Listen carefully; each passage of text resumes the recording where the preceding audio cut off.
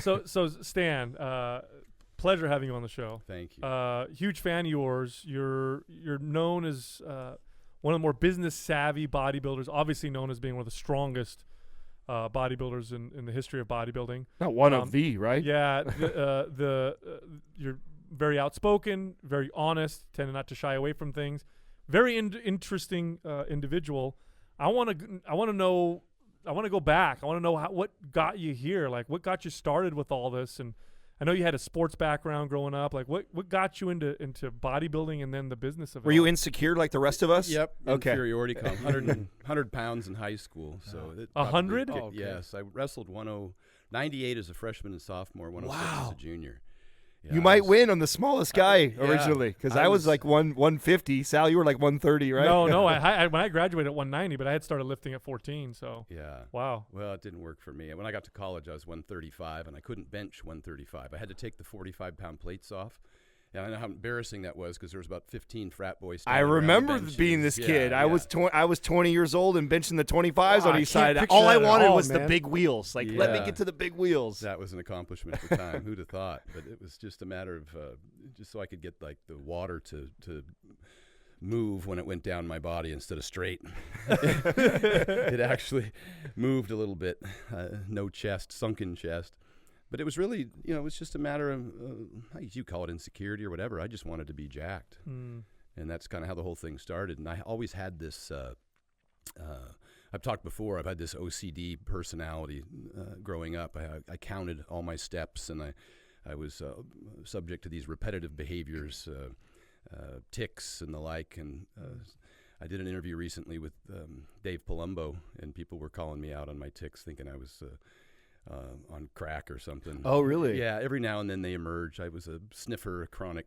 All my friends used to think I was on doing coke or something. Yeah, so I had these repetitive behaviors. People who know me recognize it, and they're nice enough not to bring it up. But as a kid, of course, you're always trying to hide these weirdness. Mm-hmm. But the benefit of that is those repetitive behaviors made me a great bodybuilder and powerlifter, because that's all that's about. Yeah. Is really just every single day counting things, sets, reps, meals, sleep, everything. So I wrote everything down, and I just started cranking away. And it took a long, long time, obviously. And the same thing in business. Repetitive behaviors. People think it's about home runs. It's about singles. It's dingers. Every single day, wake up, and you do your little checklist.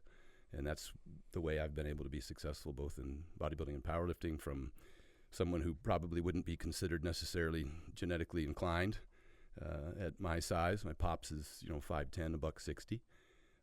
But, you overcome that with just consistency and determination and repetitive behavior. So that's kind of really sums it up, is that I was just OCD and just chronically repeated the same things that I thought were gonna work. So true. Consistency is the absolute most important thing. And now when people tend to develop patterns, like you said, OCD type patterns, many times they'll say it's because it gives them a feeling of control, because maybe their lives feel chaotic. Was that true for you? Did you have a chaotic life? Did you feel like that maybe was a way for you to gain control, or was it not that? Yeah, I don't know that it was chaotic necessarily, but I didn't like the uncertainty, and I still don't.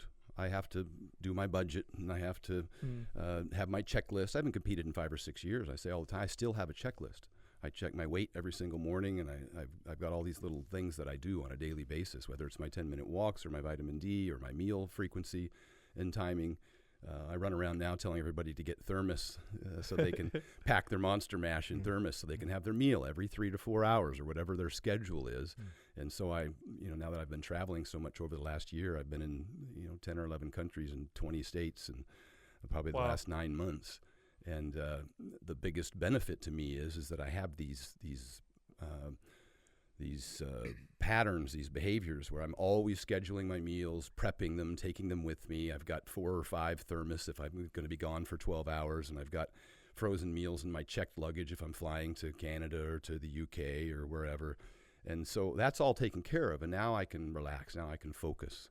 It was one of the reasons I hired and trained with Flex, was I could turn my brain off, and he would manage all of that for me. And all I had to do was go in and focus on training and just set up my schedule nutrition and meals, etc. That's very common with successful individuals, that they have their routines that they're very consistent about. It's a super, super common trait that you see with successful athletes and entrepreneurs and business people. Wearing the same clothes every day. Yeah, something like that. Yeah. See, there you go, guys. Yeah. Making fun of my clothes. I'm almost there. I'm this close to wearing the same shit. No, I'm every that single bad. day. I have to have the color-coordinated T-shirts, and I wear the same damn thing every day. Now it's my Get Vertical shirt. If you look at any picture of me in the last 5 months, I'm wearing the same damn shirt, and I've got like 6 of them, and that's how my brain works. If there's a different one in there, then I'm confused for a minute. Man. It takes me a while to... You're making me feel so much better right now. But when you started working out, did your body respond quickly? When did you realize that you had potential for the sports of strength or bodybuilding? Not at all. And here's the reason why, is because back then we didn't have the information we have now. And everything, it was the guy behind the counter, and he was dieting for a bodybuilding show. So that was your bodybuilder. And he was dieting on boneless, skinless chicken breast and broccoli and egg whites and whitefish. Mm-hmm. And so you started eating like that, or I did, and rice cakes. And it's no wonder I wasn't able to gain any mass. Mm-hmm. Plus, you went down and you got Arnold Schwarzenegger's Encyclopedia Bodybuilding and started hammering away 6 days a week, 2+ hours a day. I did the same shit. Yeah. So you didn't realize all I was doing was breaking down muscle tissue and not rebuilding it. And it wasn't for, it was a couple, 3 years. My first competition, I weighed 158. It was the 160 and under competition. And was this bodybuilding or powerlifting? Bodybuilding. Yeah. It took me 10 years to get strong enough to powerlift. I presumed that the stronger I got, the bigger I would get. Mm-hmm. Now, I've since learned that's not the case. But back then, that's what I thought. And so I was doing singles, and no wonder I wasn't growing. Mm. I wasn't eating enough, and I was training too much. So the same problem. If I knew then what I know now, obviously we would have done that very different. And after a few years, I did come across someone who reversed those things for me. We trained less often. We ate more. And then I started to be able to gain weight as a result. What was one of the biggest, like the first paradigm, I guess, changing moments with your training? Was it just the less workouts or the like you said, the more food? What did you have any of those moments where you're like, oh shit? It was a combination of the two. I started noticing that I was actually getting stronger because I was training a little less often. I had more recovery time. You don't grow in the gym is the article I wrote many years ago, which I learned 27 years ago from a friend of mine. He told me that you don't grow in the gym. And I was like, really? I thought lifting weights made you bigger. And he had to educate me that, no, that's not the case. That's the stimulus. That's how you break down muscle tissue.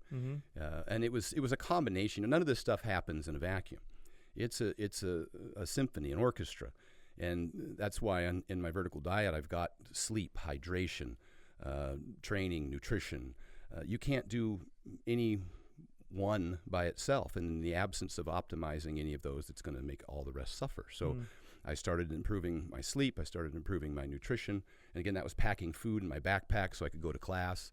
I'm loading in peanut butter and jelly sandwiches and hard-boiled eggs. Imagine what those smell like when you open them up in a Tupperware. You were 4 popular hours with later. the ladies, I'm sure. Everybody 10 rows up in class is looking around. I've got my hard-boiled eggs up there, and I'm like, sorry. But eating more food was a big deal. Now, of course, I'm pretty particular about the kinds of food I eat, but, of primary importance was calories at that point. So that's when I started to really see results. Let's talk about genetics for a second, because we know how important genetics are for, bodybuilding or strength or performance or a lot of things that you can perform well at. Genetics play a significant role. And there's this belief that, bodybuilders and strength athletes have these insane genetics where they were automatically built and strong. And obviously what you're saying counters that. I mean, you're going into college, graduating high school at 100 pounds. That doesn't sound like great genes. But there are genetics in terms of how you respond to exercise or food, or even how you respond to anabolics and stuff like that. Like maybe touch on that a little bit. How big of a role do genetics play, and how big of a role do you think that played with you, or not a role with you? Yeah, well, it's huge. I always say genetics reign supreme. Your mom and dad matter in this deal. And what I found is that lots of times I would come across training partners. I trained with Aaron Madron way back in the late 80s, and he was an IFBB pro, a fantastic pro. And, he would go out with his buddies, drink until 4 o'clock in the morning, and then he would show up at 7 to train with me, missing meals, missing sleep, breathing or sweating vodka while I'm trying to bench, and I'm breathing that in. But he was massive. I mean, this guy had 20-plus inch arms and 20-plus inch calves, and 32-inch quads, and he was just massive. And I realized somewhere along the way that I wasn't that guy, and I was going to have to do everything 100%. And that meant every night of sleep. I never went out drinking, and I never stayed up late. I always was in bed on time, even all through college and thereafter when I was working in bodybuilding. But I also kept my day job because I never thought I would make money at bodybuilding. A lot of people will reach out to me and talk about their bodybuilding career. And I'm like, whoa, hold up. Bodybuilding is not a career. It's a hobby. And even if you become a great bodybuilder, you're still going to have to be a pretty good businessman in today's environment to create your own financial opportunities. Nobody's going to knock on your door and say, here you go, pal, just lift, eat, and train. Yeah, eat, sleep, and train, and I'm going to pay you for it. Yeah, so many bodybuilders don't know that. They don't understand that, but you understand it early on. Obviously, what were you? When did bodybuilding become a money maker for you? What were you doing before that? What was your career in your business? I never made money in bodybuilding until after I was retired. It seems odd. Years after I was retired from bodybuilding. Because I never monetized it that way. Because I kept my day job, and I pursued other career avenues. It was a hobby for me. It was a passion. I wanted to be a pro bodybuilder, obviously. And of course, when you're doing that in the early '90s, when they're only giving out one pro card at the USA's and one per weight class at the Nationals, and the weight class is everybody over 198, and you've got the top 10 guys at Nationals. You're talking Flex Wheeler, Chris Cormier, Mike Francois. The list goes on and on. They're all on the front cover of magazines. They're still amateurs. And we hear a lot about that today. The quality and the depth of the competitors just aren't what they were in the early 90s because pro cards are much more available, so there's a smaller talent pool. Do you agree with that? Do you think 100%, yeah. Those guys in the early 90s were ridiculous. And they were fighting for one card or two cards a year, not 100. Yeah, there was great bodybuilders that would have been pros or been trying to become a pro for 10 years, and we would have smoked right into it now, for sure, back then. For sure. And that's not to say anything except from the fact that it was much, much harder to get that card. And now there's so many cards that you've got a smaller talent. Well, plus way less shows, too, right? The amount of shows they were doing is, I mean, now you have shows going on almost every 2 weeks. There's like a show somewhere where there's... And there was one class. It was bodybuilding. Right. Now you got figure, physique, bikini. Classic. Yeah, you've got a whole host of different avenues, which I think is fantastic that people can pursue their dreams and their talent. When I was a 135-pound guy, the only way to turn pro was to be 250 shredded at 6 foot. And so that was the goal. There was no 185. There was no 210. None of those opportunities existed. So that was the one goal, and that meant you had to get huge. You had to get up to 300 pounds and diet down to 250. And that became my obsession. Now, having trained at such a high level for as long as you have, I mean, you've got to be, well, you're one of the strongest, if not the strongest, bodybuilders now, and you're not a super young guy. You've been doing this for a long time. Means you've been training your ass off for a very, very long time. Has the training methodologies and the attitudes towards training, have you seen changes in trends? Because you've worked out, since the early 90s at a very, very high level, 90s, early 2000s and today, and you've been in the world of bodybuilding and strength. Are you seeing these different trends and stuff happen? What I saw working in the early 90s still works today, and the science is now supporting it. I think I was at a symposium recently, and one of the PhDs that was there said the bros were right. And that's what I discovered when I used to get in my car and take my trek down to Venice to watch those guys train back in the early 90s. Every single one of them trained twice a day, ate 7+ meals a day, slept 8-9 hours a night, and took a nap every afternoon.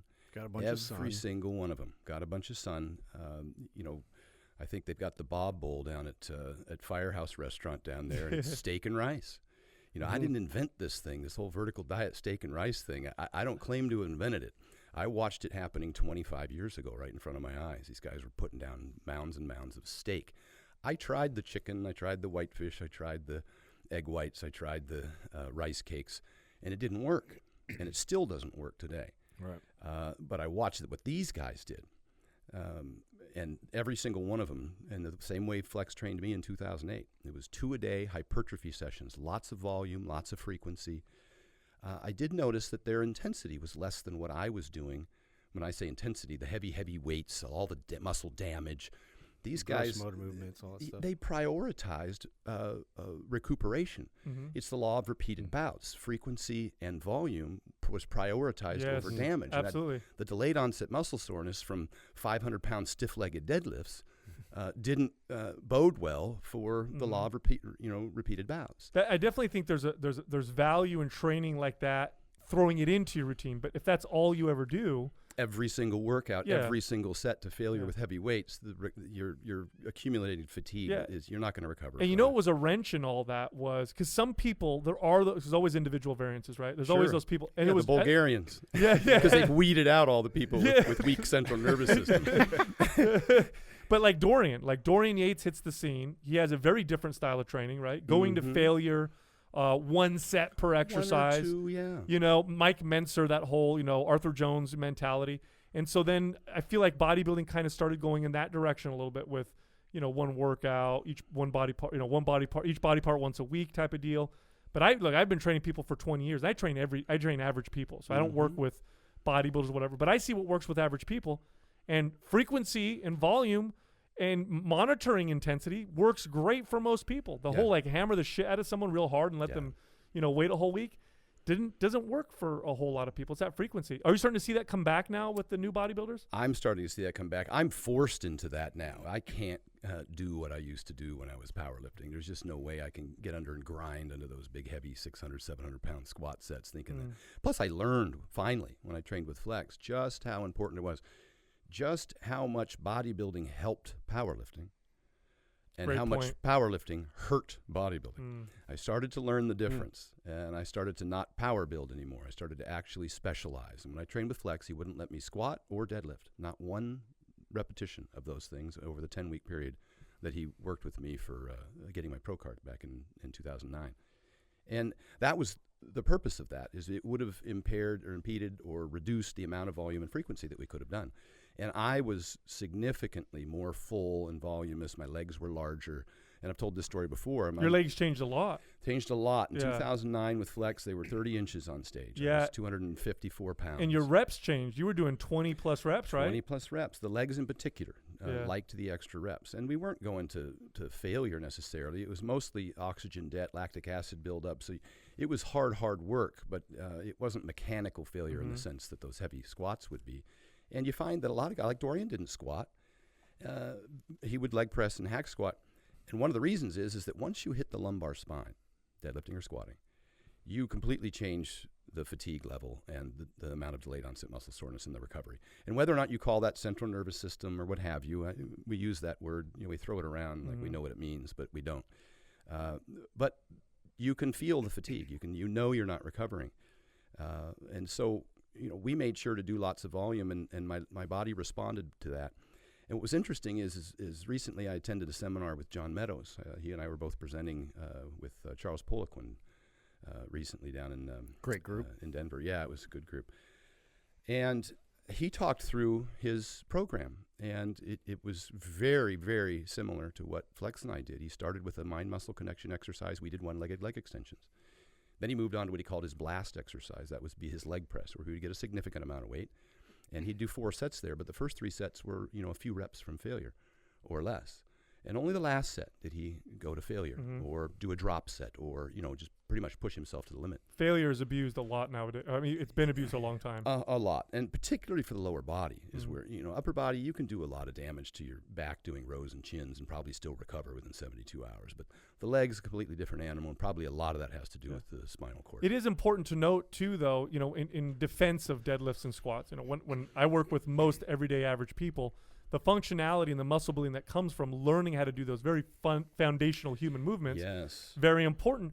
Someone like you who mastered squatting and deadlifting because you power lifted for so long, you're going to go into less of a priority. Less of a priority. It's not a new stimulus for you. It's an old stimulus for you. Changing to a leg press or a hack squat or other movements, you're going to get some change in your body. You've been doing the other ones for so long. Well, and you're also starting to utilize just the quad. Yeah. When I throw a bar because you got really good at it. Yeah. When I throw a bar on my back, it's all about leverage. Now I'm incorporating the hips, the glutes, the spinal erectors. The entire body. I'm not interested in using one muscle group. I'm trying to get the entire body involved in the movement. So Flex made me use one muscle group. We brought our feet in and down on the leg press, so how did that feel at first? Were you like, oh shit, my legs are shaking? I was pressing 14 plates aside for 20 reps, and then I come in and train with Flex, and I'm down to 6 plates aside. Because he had adjusted the rest periods, he had moved my feet down to where it was all quads, and you could just feel the quad tearing off the bone. Let me do the 2 more steps on John Meadows' program that I thought was very similar to what Flex and I did. We said we had the mind-muscle connection leg extension, single leg extension. Then we moved to a blast exercise, which was the leg press for us, and we worked up, got some decent weight on us, 20 rep sets, maybe 2-minute rests. And then we'd move on to a pumping exercise. Flex had us do, say, one-legged step-ups with a band on a box. And it was just rep after rep after rep, and the amount of blood and volume that put into the muscle. So that was a pumping exercise. I want to throw up just listening to that. Right? Yeah. And then we would finish, John finishes with what he calls stretching. And Flex would have us kneel down in between sets or finish with a walking lunge, which would put an incredible amount of stretch on the quadricep. Especially after it's pumped. And you could feel the muscle almost like it's tearing off the bone when you squat down in between sets of leg presses or you do the walking lunges to finish. Just that tearing and stretching. And I don't mean that in the literal sense, the tearing but it's that full range of motion. And for hypertrophy, that's optimal. So important. Yep, to get that full range of motion. Anything that you need to do. I always had tight ankles, calves, and lack of mobility in my ankles. So we would have to stretch those first on a calf machine. Or we would have to use an angle plate, or I would be pushing off my toes, just so I could get my quads into a stretch position without transferring the load onto my glutes because my ankles were the limiting factor for flexibility. So that was really interesting to hear that. It was, because Flex isn't a scientific guy. And people dog him all the time because he's not book read and he doesn't quote studies. But I don't know anybody. They say that, blind men hear better and deaf people see better. Flex is one of those kind of guys. He's the kind of guy who is street smart. And his eye is incredible. And we would pose after every workout and weigh in every single day. And he would watch me train. And he was consciously measuring all of that and observing that. And I told the story one time when my teeth were hurting from all the steak that he had me eat. I was eating top sirloin steak on a Foreman grill. Were you cooking it or what? Yeah, I was cooking it on a Foreman grill, and so it was always tough. But he had me eating steak like 7 times a day. Holy shit! That's almost all we ate, and for protein source, and which was hugely beneficial as it turns out for me because like cholesterol, creatine, everything. Right. Yeah, the iron, the B12, the zinc, everything was great about that. But my teeth started hurting, and so I switched to whitefish and chicken breast for a couple of days. And I went into the gym, and I'd lost 3 pounds, and I was posing with Flex, and he's like, "What's going on?" He's like, "Your weight's down. You look flat. You were lethargic today during your workout." And I'm looking around. I can't even look him in the eye. Now were the macros the same? Same grams of protein and everything? Yeah. I kept everything the same. I'll bet the calories did go down a little bit because the whitefish and chicken is leaner than the steak.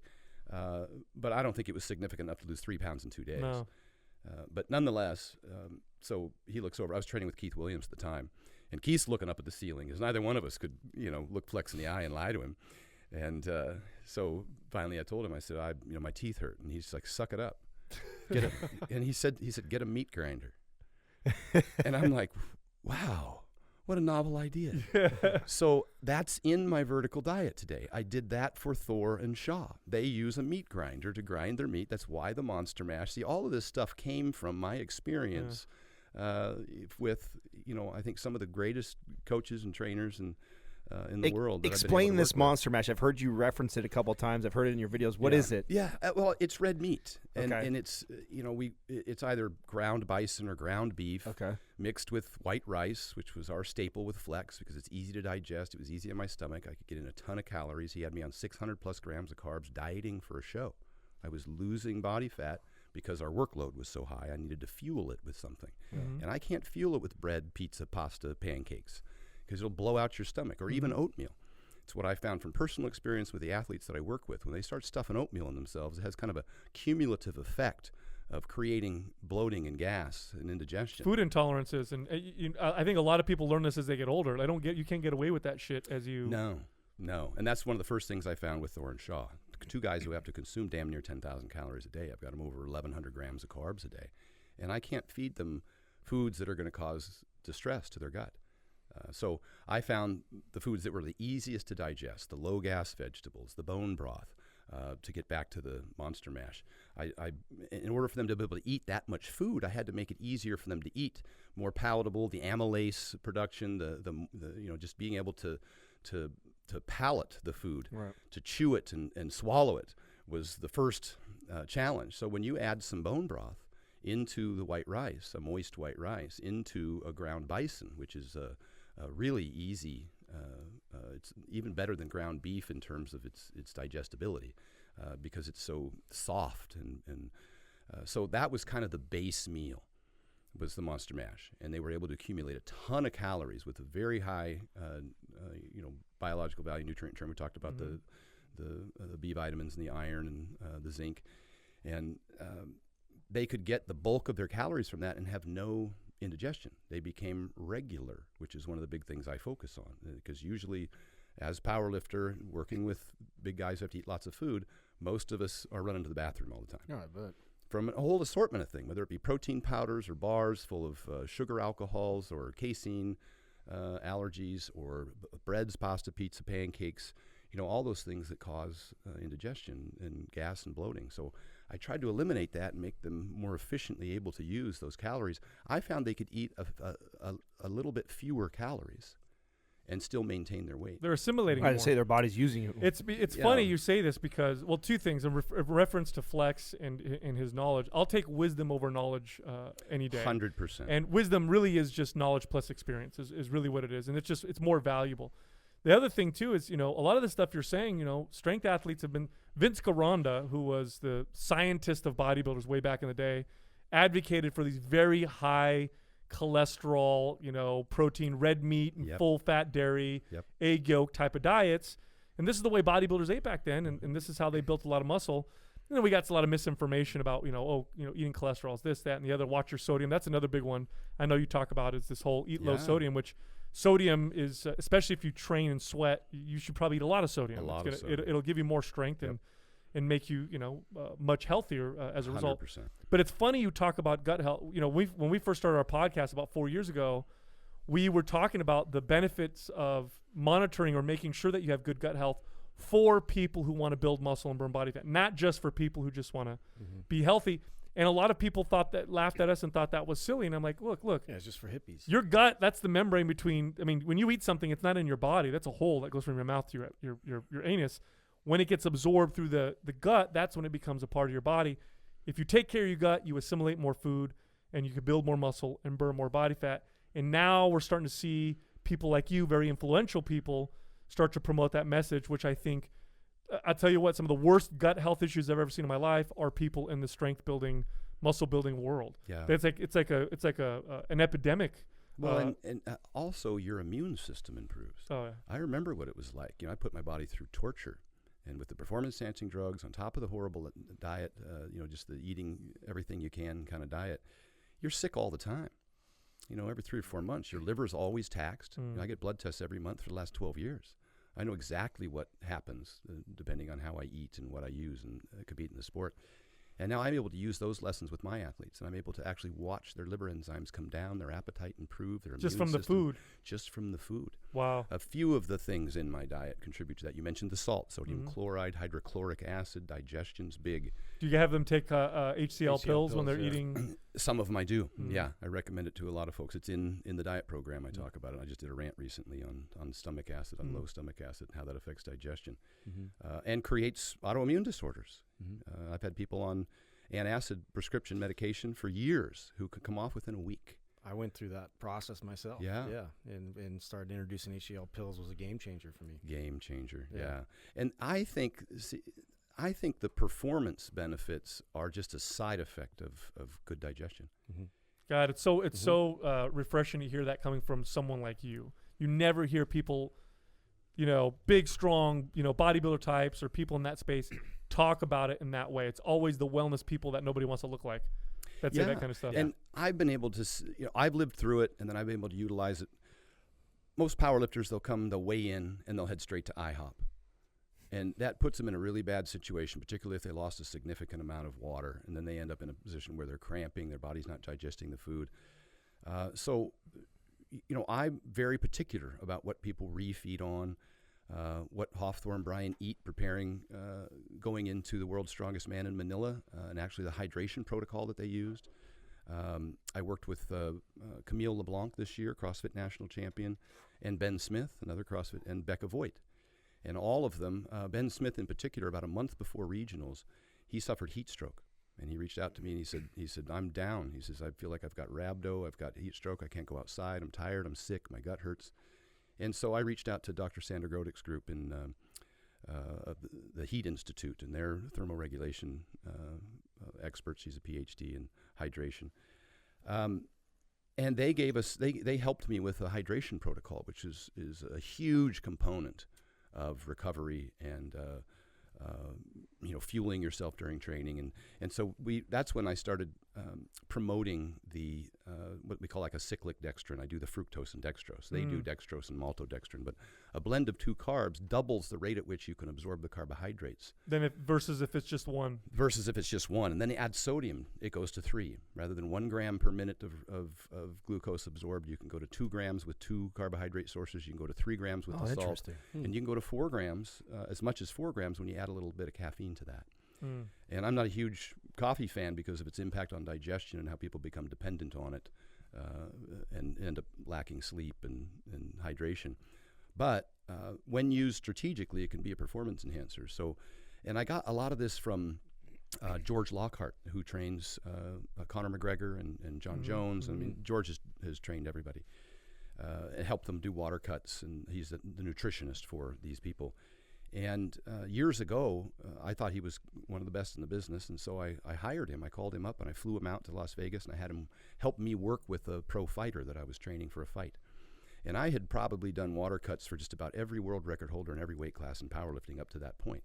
But I know what my strengths and weaknesses are, and I had never trained an athlete who had to recover from a water deficit weigh-in and perform in a cardiovascular performance. Yeah, different. Very different 1 rep as compared to putting in 20 minutes in the ring. And so I brought him out, and we carefully put together a rehydration program, which was very similar to what Dr. Godek's group recommended to me on behalf of Ben Smith, and that I utilized with Camille and Hawthorne Shaw. And it was that the blend of carbohydrates, the sodium, and then the timing, and then understanding the absorption rates. You can't just glug that thing down. Yeah, I was going to ask that. Did they measure how it's getting absorbed? They do. They look at the rate of absorption, and then they have you sip that drink over a period of time, and then give yourself a little bit of a delay. They'll even this is kind of where the 10-minute walk came from, to be honest with you. George Lockhart would have his athletes, after they would rehydrate, he wouldn't let them lay down in a bed. He would make them move around. He would have them take a brisk walk. So that the legs were driving those mTOR pathways, right, to bring the glycogen, the glucose into the muscle without the necessity of the insulin key. And so he would use that, and then they would rest for a while, and then they would have another drink, and then they'd walk around, and before they would start having a meal. And when I was implementing that with athletes, they were recovering better, much, much better, having more energy, maintaining their weight, gaining their weight back. Camille, over the course of 5 days with 3 competitions a day in CrossFit in the finals, she gained a pound. Well, when does that happen? Never. Yeah.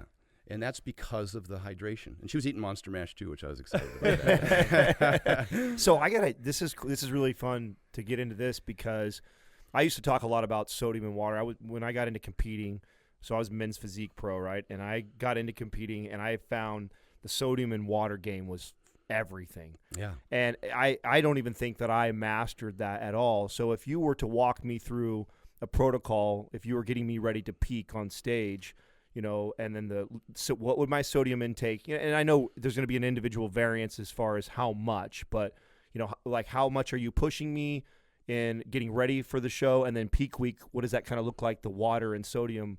What would you do to do with me? Now we're talking a very different thing. Right. No, I know. I was waiting. I wanted you to finish that, but I had to ask you and this. Appearance is two completely different things. Totally. So, that's a good point to make. Yeah, I do want to get a hydration. I do want to get an athlete get some carbs and salt back in their system after they've dehydrated for a bodybuilding show. But I got to be careful how much water I put in them now, and make sure that they don't start to, like you say, smooth out or get too much water inside of them. So.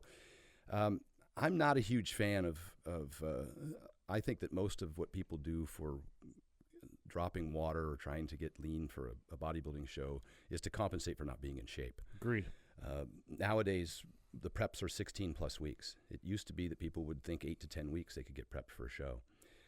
And especially with the men's classic bodybuilding now. I mean, they just want you so shredded and dry that you just have to prep longer. And that's the first thing I caution competitors about is like, look, you need to, like Dorian said, he was ready a month out. Yeah. And when Flex had me training, I was ready a month out. And we were actually fighting not to lose weight. Right. We were increasing calories, but kept our workload high. Just to, the metabolism takes off. And in that way, you can avoid having to do any of the quote-unquote tricks, the carb depletion, carb loading, sodium deplete, sodium load. And so I really don't play that game. I get them in shape on time, and then I may put just a few carbs in them based on how they look and how they feel. But, you know, Flex and I even made that mistake after all these many years. 4 or 5 days before the Olympia, he did a photo shoot with Per Bernal, and I posted the pictures just from my iPhone and a video, I think, on social media, and he looked incredible. I mean, just veins, dry, cross-striated. I mean, he just looked amazing. And he was 214. He had to weigh 210, I think, at the weigh-ins. So Friday morning, we wake up, he's still 214. He has to weigh 210. The weigh-ins at 3 in the afternoon. We could have done a lot of things different, but instead, we popped a mild diuretic. Well, on Flex, that pulled very, very hard because of his kidneys. And he ended up weighing in at 203. Wow. That afternoon. Wow. The next day, he weighed in at 203. Wow. He couldn't recover from it. And so he's backstage, had no pump, was completely flat. And of course, as you know, the muscles pull away from the skin and give that appearance of flatness. You don't see any dryness, any definition. And this is generally what happens to a lot of people who end up getting deflated when they're up there trying to manipulate water and sodium. You want to be full. And women do this in particular, and then they end up shaking. You know, they should be tight and full. The muscles should be pushing against the skin. Yeah. So it was a real disappointment for him. You know, it's not like he was up there necessarily with the expectation he was going to win, but he certainly 4 days prior looked just ridiculous, dry and grainy and shredded. And so we make the same mistakes after both of us, 30 years of experience, that amateurs make. Well, there's a real art to that when you think about it. There I mean, really is. when you are that lean, I mean, the most subtle difference can make a huge difference on how you look because there's not as much room for error on a guy who's 3% body fat. And we know that when you try and get, you know, 2% better, you end up 10% worse. The Right. vast majority of time, that's what happens. I've been backstage and guys are like, you know, I went and had a cheeseburger and fries last night with a soda, and look at my veins, and they're showing me their forearm. Well, then they pop their shirt off and they look like they're 7 months pregnant. And I'm like, well, there you have it. Right? So, I don't think I really never felt like I presented the best version. I mean, I did enough to make it up to the IFBB level, but I never felt like I presented the best version of me. It was always the night before, the night after. I was like, God damn it, why didn't I and just... even the most experienced people, 7-time Mr. Yeah. Olympia Phil Heath, look what happened to him at the finals. Look how watery he was. Let's talk about that. Did you watch the show? I watched the show, and you know, and he's with one of the most experienced coaches in the business, Hani, who's been through this many, many, many times. I'm saying that it's really hard to trick the body. It's part of what everything that I work on in my program is that there's no games or gimmicks or tricks or magic, and it's really the fundamentals. And I think that you know, I had heard he had some problems going into the show, and so maybe they did some things that to try and compensate for that. But you know, obviously he was sweating a lot. That's not optimal. Right. And he had lost the definition in his lower abdominal Big area time. from the bloating. So, you know, that's difficult. And I can't speculate on that. I don't know behind the scenes what he did or he didn't do. I can tell you that even the best are up there trying to fine-tune things and end up going backwards. Right. And so I tend to be conservative in that fashion.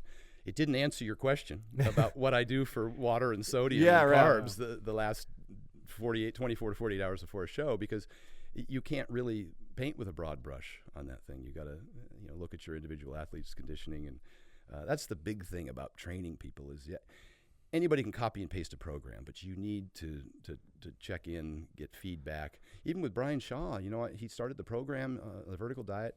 He lost like 16 pounds of fat. Everybody saw him post a selfie with his shirt off, and they were like, whoa, what's going on? First time they've ever seen Brian with his shirt off, and he's jacked, and, he's starting to get massive. Well, he reached out to me and said, look, Stan, he said, I'm losing my fifth gear. He said, under these 1,200-pound yokes, he said, I don't feel as stable. And so immediately we switched gears. I took him off the top sirloin, put him on the ribeye, and put some bacon in his breakfast. And within less than a week, he was like, oh, okay, it's back. I mean, you have to be, as a coach, like you say, with wisdom, with experience, able to make these kind of changes. I didn't have to do that with Thor. Do you see common mistakes? So I think that's what I was searching for from you, is that, because you're right, there's such an individual variance for everybody, and I know there's not a cookie-cutter answer for that. But there were some things when I got into the space that, because I was unfamiliar, I didn't follow bodybuilding as closely as Sal did, but as I got into it, I saw a lot of people making what I thought were huge mistakes. And one of those, and you talk about this, which I think is fascinating, is the sodium. Is they get on these preps, whether it be 8-week to 12-week long, and all of a sudden they start reducing sodium already in their diet, and you're already you're making your meal. So most people don't understand that if you eat out, you're already quadrupling your sodium intake. So then you go from somebody who occasionally or maybe a lot eats out to all of a sudden making all your meals. So the reduction in your sodium already is significant. Oh, yeah. And then you get into a prep, and then you start tapering off, and I was just like, this is... I talked about this in a rant regarding sodium, that when people go to clean eating, they end up in salt depleted and don't add salt to their diets. Right. They're actually depleting sodium. That's connected to mortality. Yes. Too low of sodium is not good for you. 100%. Yeah, there's a dramatic increase in all-cause mortality when you get under 3 grams of sodium a day, yet the American Heart Association recommends 2.5, and it was at 1.5 for a while. Ugh. And not to say anything of the quality of life for those poor individuals that think that that's the biggest factor. It's multifactorial, but what we found from the research, and I just posted a post the other day, is that when you get adequate calcium, and vitamin D is a big driver of that because it dramatically improves calcium absorption. And when you get adequate potassium, then your blood pressure stabilizes, normalizes. Those are two biggies. Of course, sleep and a CPAP was another giant one. Sure. I've got 400-pound guys with normal blood pressure because I have 4,700 milligrams of potassium in their diet, because I have adequate vitamin D in their diet, which wasn't there previously. I did blood tests for Thor, I did blood tests for Shaw, I did blood tests for Dan Green. All of these guys were at 25 or 30 in their vitamin D, and the range is 30 to 100. They need to be 60 to 80. And so it tells you how deficient they were in vitamin D. And a lot of them iodine, because they sweat a lot. And that's really important, both as part of the pathway for hydrochloric acid production and for immune system support and for their thyroid. So all of these things were huge. That's why I include them in my diet program, because they have so many different benefits. So it's a lot of stuff. Well, how common is exactly what you're talking about because you trained a lot of people? What are some of the most common things that you have to adjust, like right out the gates? Yeah, there you go. Vitamin D is always a biggie. Obviously, sodium. What's really interesting is, you mentioned something. People have been making these mistakes, and mostly women. They're the ones that start over-restricting and create these conditions where they have deficiencies. They won't eat red meat. They won't eat dairy. They won't take in sodium. They won't take in fruit. And basically, they're on a white fish and broccoli diet.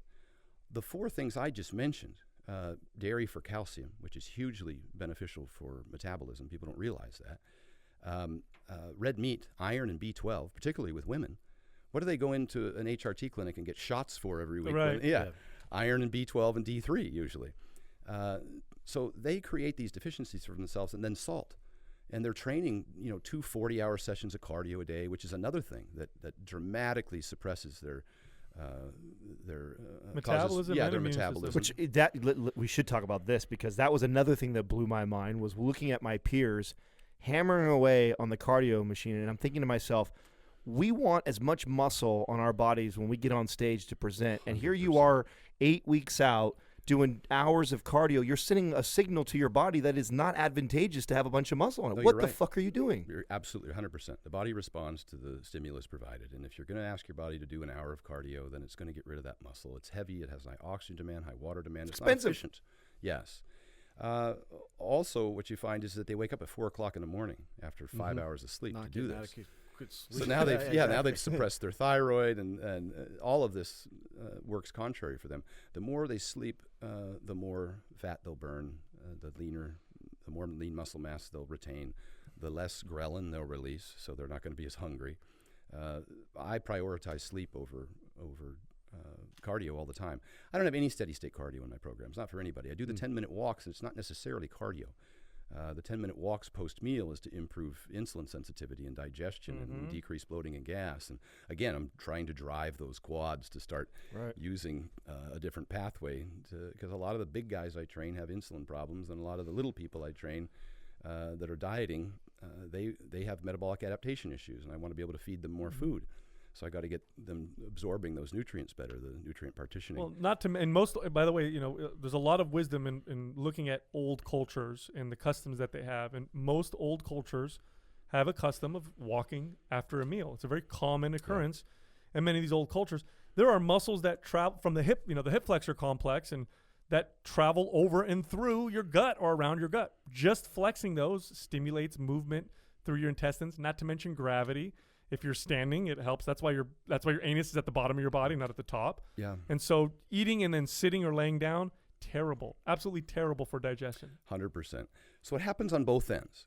When we're talking about big athletes that need to eat a lot of food, we're worried about insulin resistance, right? Fatty liver and all the cascade of events that occurs as a result. They stop putting on muscle and they start gaining more fat and they get more tired and everything else. When we're dieting, we're worried about metabolic adaptation. And so these methods of getting adequate sodium, getting adequate iodine, getting fruit, which stimulates the liver, increases body temperature. Now there's one to combat metabolic adaptation, increasing body temperature. And we see this, I put the research in my diet about how anesthesiologists, when they measure the body temperature, when they bring somebody back from an operation, they measure the body temperature. If it's too low, they'll infuse fructose into their IV to bring their body temperature up before they bring them back. Yeah, the way through the process of how the liver converts it. Yes, right? Absolutely. And, obviously too much fructose is a problem. Yeah, you don't want to drink a bunch of sodas. Yeah. Exactly. But I talk in my diet about, an optimal dose. And so I use just a few ounces of fructose. We're talking 10, 12 grams. 3 or 4 times a day. Now, we know the liver can handle, 7,500 grams a day of fructose pretty consistently. So 3 or 4 times a day, I get 10, 12 grams of fructose, 3 or 4 ounces of fruit, whether it's a half an orange or it's 3 ounces of orange juice. I use the oranges for people who are dieting, who have problems with hunger and cravings, and I use the orange juice for people who are trying to gain weight because it improves appetite, increases appetite.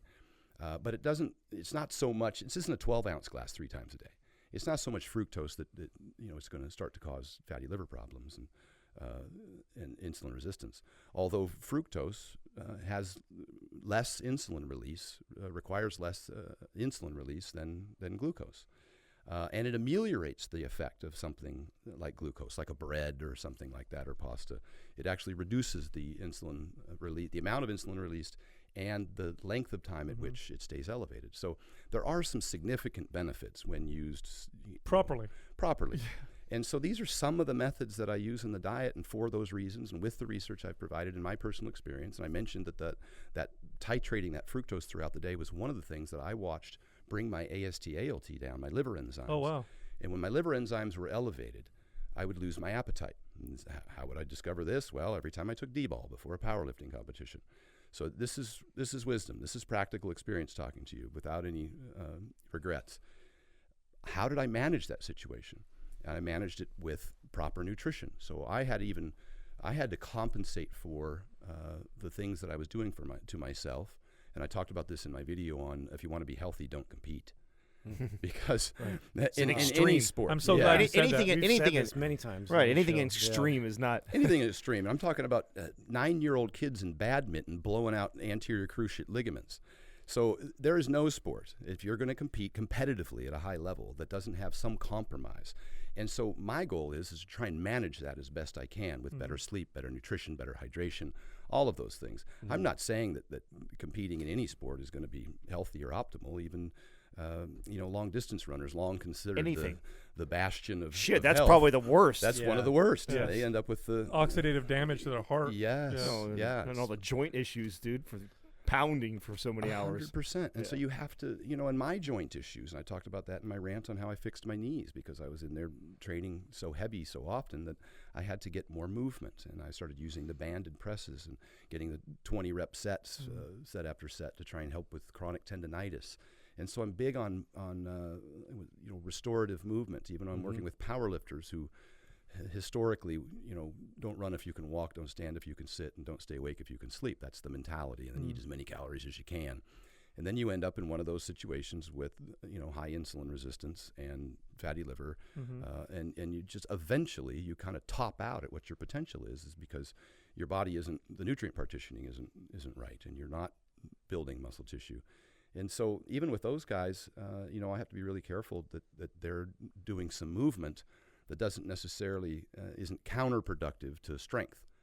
And so I might do some prowlers, some concentric movement, whether it be a recumbent bike under a little bit of tension, 30-second sprint, 30-second rest. You're eliminating the negative to minimize the muscle damage. Exactly, but I'm pushing all the blood in there that's necessary and activating the lymphatic system, which is something that you have to move to get all the trash out of the system.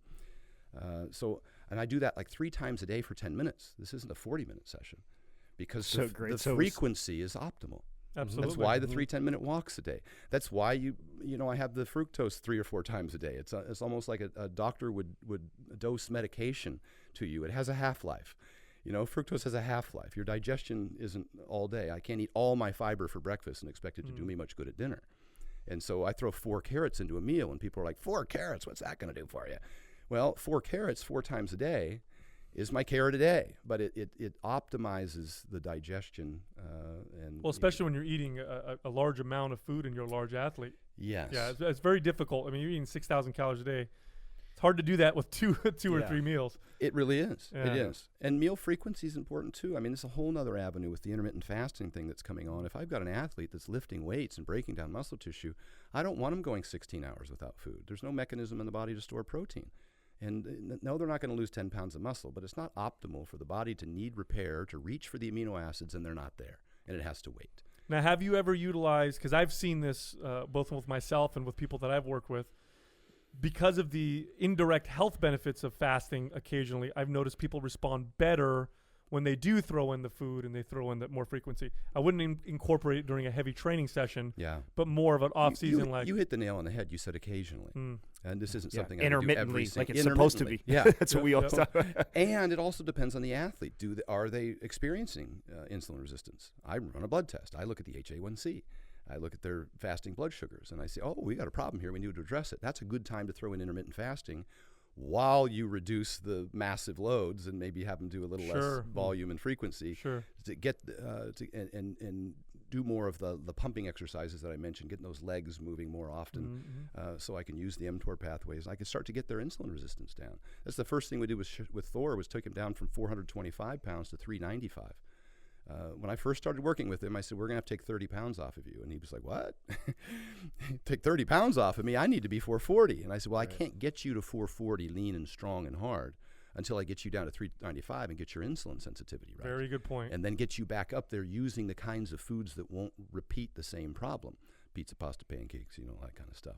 So we took all of that out, and then when he went back up, I think some of you may have seen, he squatted like 960 something with a 6-pack. Yeah. Takes his shirt off and he's just yoked. That's fucked up. At some point, when you compete, like I said, if you want to be healthy, don't compete. At some point, he's going to have to add that extra weight to endure the load from his training, as did Shaw. And at some point, your bikini girl that's getting ready for a show, the last 30 days, is going to have to suck it up, but you certainly don't want to strip muscle off of her, but she's going to have to be at a deficit. She's going to be hungry. She's going to lose, a little more weight than what would be healthy necessarily to show on stage. But when you do it correctly and you keep sodium in and you keep calcium in and you keep fructose in and you get adequate potassium and, all of those things and you get iron and B12 and she keeps her red meat in the diet, then there's no rebound or very little. She can easily, refeed. Reverse diet after that and not have the edema and the massive fat gain because of the suppressed metabolic adaptation and the lowered metabolism. I love what you're saying, Stan, because for a long time in that space, in that world, it was you have to make your health go bad in order for you to do now, which is different than your message, which is saying competing itself not healthy. However, if we approach it as healthy as possible, you'll do better. You'll perform better. You'll Minimize your damage. Right, and that's a very different message from what in the past was kind of kamikaze, like throw everything at it, go for it, and poor health is supposed to happen, so let's just go for it. Yeah. Very, very different. How rare is someone like you in your space? You take a very meticulous, smart approach to everything. Holistic approach to everything. You're again, you make health one of the priorities because you know it improves, performance and appearance. How rare are you in your space? I don't know. I mean, when I came in, we talked about the fact that we're fortunate that are so many really bright, really experienced people now that athletes have access to. So I think very quickly people are starting to see that there's some good information out there, and it's starting to filter to the top. Yeah. So I think it's more and more common. I think that the Lane Nortons of the world, and certainly the Greg Knuckles of the world that are out there, they put out some really good information, and we might not all agree on everything. Lane's got the sugar. Yeah, sugar. And we jab him all the time about that. We're good friends with him. So. Yeah. And I don't think he's driving that. He's just saying, look, that's not going to kill you. The calories is the first most important thing, and then the quality of the food, and then the meal timing, and then all of that. So at least he puts it into a hierarchy. But to me, again, it's a symphony. And if I'm doing an 80-20, or if it fits your macros, and one of the instruments isn't in tune, meaning as part of your 80-20, as part of your 20%, or if it fits your macros kind of deal, you're taking in something that's causing inflammation, vegetable oils, sugar, alcohol, Pop-Tarts. maybe bread, Pop-Tarts. It depends on how you respond to them. It's been my experience that the vast majority of athletes I deal with do have digestion problems. Mm-hmm. Yep. And if I can remedy those first, and so I'm a little more particular. I don't let people have the 80-20, and I don't let them do if it fits your macros. I specify in my diet, I list exactly the foods I want them to eat. I'm very specific. That's because you're fucking old and you've coached a lot of fucking people, bro. Yeah. That's why. But that's where we come from all the time. We argue with a lot of these people. It's just like, wait till you've coached thousands of people and you see what the majority, and it's like, yes, your message is okay, that you're right. There is a hierarchy, and these certain things are not necessarily bad or evil foods. It's just most people have got issues. And my program is intended to be simple, sensible, and the last part is the most important part, sustainable. And here's where there's a bit of a disagreement with what I propose, which is I list exactly the foods you need to eat. And what people are concerned about in terms of sustainability, having flexibility. If you're a dieter and you're forced, but if I'm recommending that you eat these foods, and then you end up at a restaurant somewhere, or if your appetite is different one day and you want to make a change up, I offer up substitutions, but I'm cautious about what substitutions. That's not a pizza and it's not a cheeseburger. Right. It's another low FODMAP food, or it's a variant of the red meat type or style, or another ruminant animal that would provide you, again, the better fatty acid profile.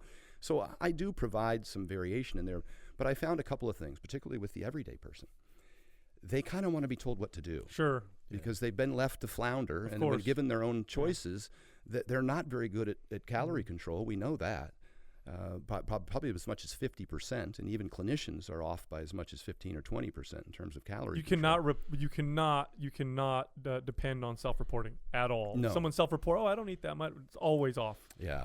Well, and I hate to get in front of myself, but I'm developing an app currently. I've been saying this for 6 months, but these things take forever. Yeah. Which is still probably 90 days away. And in my app, my clients will be able to just take a picture of their meal. And it'll be time and date stamped. So me as a coach, I can go back to any day of the week and I can just scroll down and see everything they ate and when they ate it. Mm-hmm. And so I'm able to quickly at a glance look at that and see the types of foods and the quantity, and then make an assessment, as to what changes they need to make based on, how they're responding for the week. So no, I think if someone wants to get to a point where they're making better choices for themselves as an individual, they have to start with a structure. You have to that's how you learn what's good and what isn't good, and what works for you and what doesn't work for you. Then you can get to the point where I think you could do if it fits your macros after. But I think if you jump into that and just focus on proteins, fats, and carbs, you're missing a lot. You're missing a lot. It doesn't address your immune system. That's right. It doesn't address your gut health. Those are two huge things. And Right. it doesn't address micronutrients. How many people are getting 4,700 milligrams of potassium a day? Next to none. You have to be deliberate about that. And I send my athletes exactly what they need to eat in order to get that in a day. For me, it's 1 baked potato a day, around 1,000 milligrams. 10 ounces of spinach a day, another 1,500 milligrams. And I do that by mixing about 5 ounces or 2 cups of spinach with 4 ounces of orange juice and maybe a little bit of ice water, and I blend it in a bullet blender or a Ninja. And it's very easy to drink with a meal, but now you're getting 2,000 milligrams of potassium in that meal because you've got your 4 ounces of orange juice and your 2 cups of spinach. So now I just mentioned the orange juice or an orange. That's another 500 milligrams a day of potassium. I add to that at least half a cup of yogurt a day. I might get another 300 or 400 milligrams of potassium from a half cup or a cup of yogurt. And then throw on top of that maybe a serving of salmon, another 700 to 900 milligrams of potassium. I just counted there, and I'm probably not quite at 4,700. Everything I just said, you have to eat every day to get there. And I'm not a fan of the supplements, the potassium supplements. They're usually only 100 milligrams to begin with. But now what do you take them with? And are they well digested and absorbed? A lot of people take supplements. They don't necessarily take them with a meal. And if your hydrochloric acid isn't sufficient, you're not going to absorb minerals. Nutrients don't ever appear in nature by themselves. No. And there's your body cofactors. You're absolutely right. Yeah. And like vitamin D is a great one. Vitamin D without fat, you don't consume a little bit of fat with it, even in supplement form, not going to get absorbed as well. And that's because in nature, how do you find vitamin D? Usually in fatty fish or fatty foods, or of course from the sun. And you just said the protein is what stimulates the pepsin release, which increases hydrochloric acid, decreases pH, and makes the acidic environment of the stomach such that it can absorb those vitamins and minerals. Right. All of that comes together. I always make sure that people, if they're going to take a supplement, that they take it in a high acid environment, HCl, pepsin with a meal, etc. Yeah, I mean, having low sodium, low potassium, or lacking vitamin D, which is those are the 3 most common ones, I would say. I don't know if you would agree with me. Or even fiber. Calcium, I see low fiber a lot of times. But having those 3 nutrients in particular be off, they present themselves as hormone problems, immune problems, emotional and mental problems. So people are getting treated for anxiety or paranoia or, oh my God, I have hormone imbalances, when in reality, your vitamin D is too low, for example, and or you're low acid in your stomach and none of it's getting absorbed. And you're on antidepressants all of a sudden. Exactly. Because it's so, and I see this as a huge problem. When I would have clients come back with blood tests, almost all of them would come back with low vitamin D, and they're like, well, I go out in the sun sometimes, and it's a big problem. We're not in the sun that much. Even if you work in the sun, you're still not in the sun that much. So I take plenty of abuse from the medical community because they think I'm giving medical advice, and I'm not. I'm giving nutrition advice. I'm giving lifestyle advice. If you've got low thyroid and low testosterone, I'm going to ask you to increase your sleep first and foremost. 24-year-old firemen have the lowest testosterone blood tests that I see when they send me there because of their lack of sleep. Some sun exposure. Some salt, some fructose for the liver, some iodine for the thyroid. When you start optimizing all of these things, that's why I talk about the vertical diet in terms of hormone optimization. It's not about supplementing hormones. Some people may need to do that. But if you're a trainer, and I say this in my seminars to coaches that I work with, I said, if you're a trainer and someone comes into you and they want to gain muscle and they're hypogonadal, if you take their money, you're ripping them off. You're going to run them through all of these weight training workouts, and you're just wasting their time. They're not going to gain muscle if they're hypogonadal. You have to try and address that problem first, and that usually happens with sleep, fatty liver, sun exposure, vitamin D. It's a whole host of other things that come as a priority over lifting weights. What are the tests that you run for people like that to look at? Well, I like to get them to get a blood test. I ask most of all of my athletes to get a blood test, okay. and there's a whole spectrum, 5 pages, as you know, the HA1C and the D3, vitamin D25 hydroxy, of course, the testosterone, the estrogen, their cholesterol, prolactin. It's just the list goes on and on. Okay. And it's really comprehensive. And if we can identify deficiencies, then we can remedy those, or at least implement some sort of, at least help them understand that this is going to be your challenge, particularly with women who are hypothyroid. They're not going to lose fat. How common is it for you not to see a deficiency? Pretty rare. Yeah.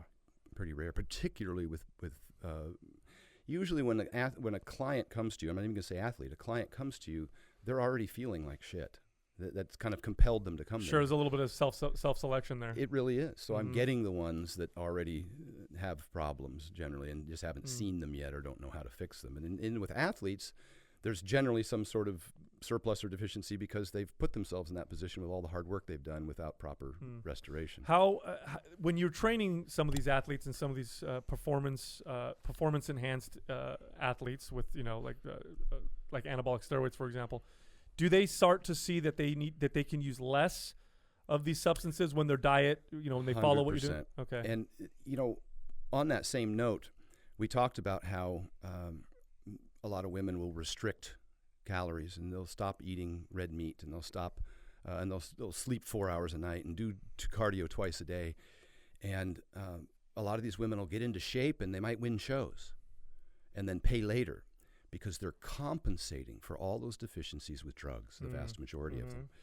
And I'm like, look, this is a dead end game. The lack of iron and the lack of B12 and the lack of red meat and the lack of sleep, you're taking thyroid and Anavar and clenbuterol and so it's very short-term fix. Masking a lot of They're things. masking a lot of the deficiencies. I would argue right now that there's more of a problem in men's physique and women's bikini than there is even in pro bodybuilding. I think a lot of outsiders look at bodybuilders and think, oh my God, they must be doing so much drugs to look like that. But I see more abuse in the lower levels in the men's physique and the women's bikini of just like you said, just the lack of knowledge, time under iron, and experience has drawn them to disregard some of the staple things like diet, nutrition, sleep that they should be doing, and they're just reaching for the next drug or pill. Yeah, and I'm not going to be a hypocrite because I used performance-enhancing drugs throughout my career. But I understood what they did to me because I was getting blood tests every single month, and I could see how I could manipulate those things. I wouldn't take a lot of anti-estrogens because my diet was created in such a way that I wouldn't have high estrogen. I wasn't eating any vegetable oils, which increases inflammation and estrogen. I was staying away from a lot of foods that would cause me the indigestion. Even something like carrots is a naringenin and helps decrease estrogen. So when you're really careful, and bread, those kinds of things, goitrogens from maybe soy, etc. So I'm real careful about that. But the big thing is the compensation.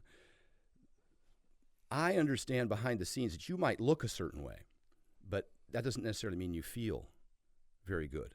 And you're going to have huge fluctuations in energy level, body composition, water retention, all of those things, and potentially, again, exposure to immune system problems. And I've seen so many women in particular, they tend to crash harder because they restrict more. Men get to eat more food.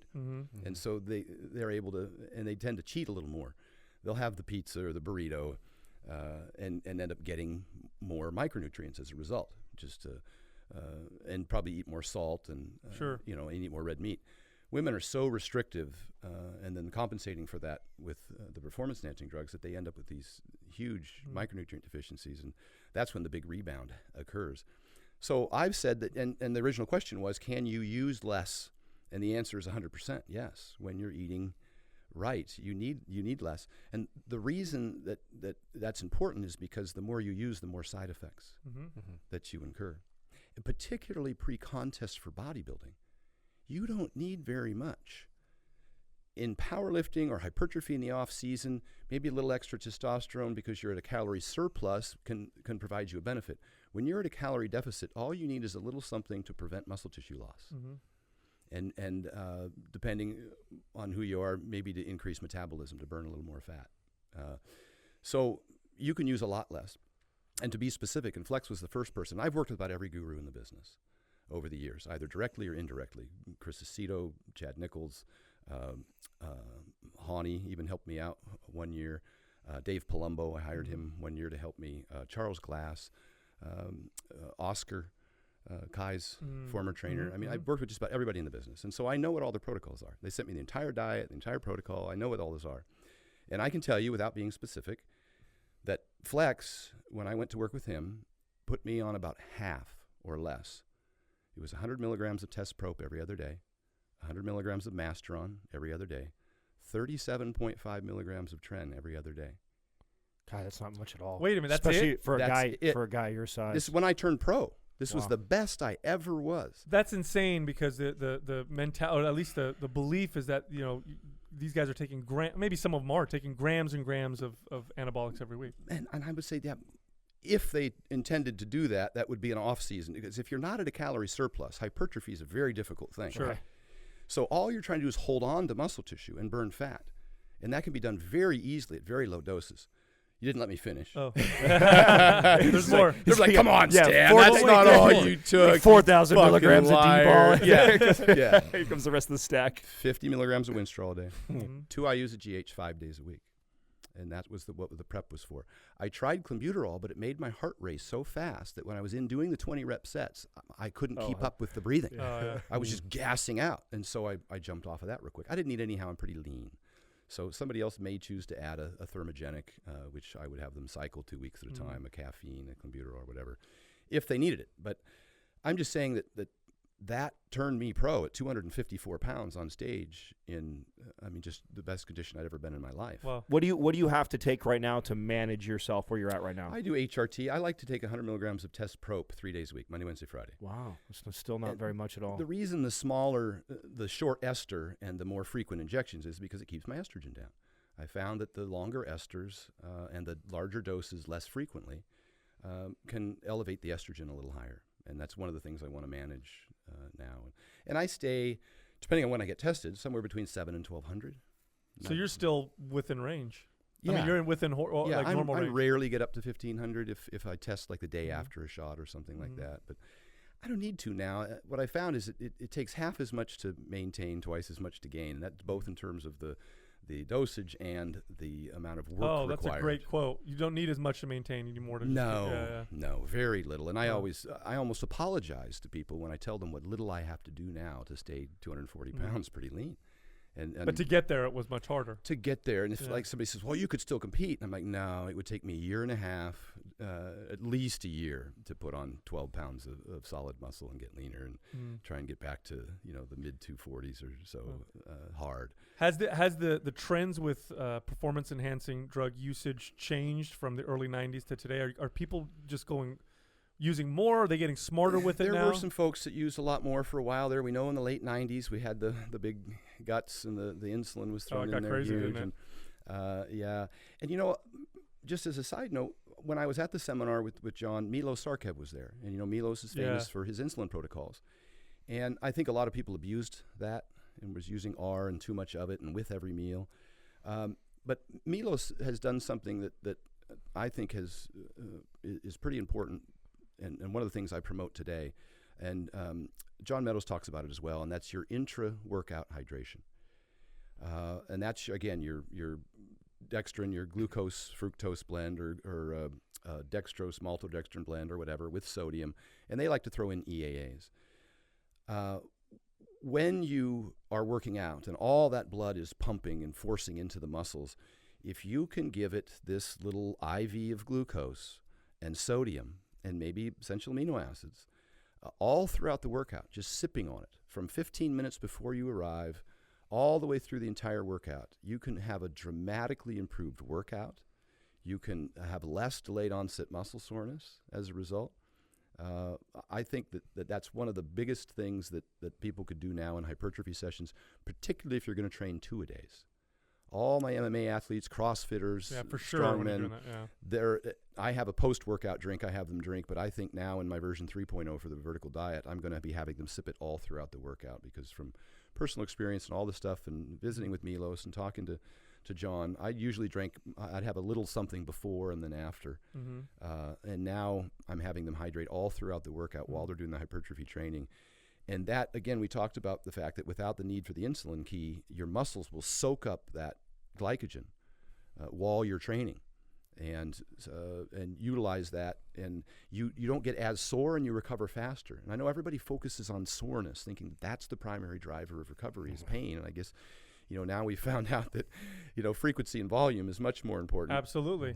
And so if you're not sore the next day, that's not necessarily a bad thing. That might mean that your sleep is good, your hydration's good, your glycogen intake was good, and your muscles were given everything that they needed. Right. And they're now, healing faster. You're touching on something that we actually typically don't advocate for, just because I think it's rare that we have somebody that is at that level where I would consider that a bigger rock. Now, Yeah, we have to talk to people about sleeping, eating properly, training. And then they walk out of here and all they hear is, "Oh, I got to drink a Gatorade Yeah, exactly. after my workout." Right, and that's you have to They'll earn jump it. on There's that, no yeah. question. And again, I talk about athletes training 2-a-days. Yeah. Yeah, You can get that's adequate a carbohydrate different restoration subject, yeah. following a 1-a-day training session by eating your meal after training. Mm-hmm. right. You don't need all that glucose right away. But for a really hard training, Yeah. competing athlete, Yeah. 2 hypertrophy And sessions somebody a day, who's got all the big rocks in life. all the big rocks. Right.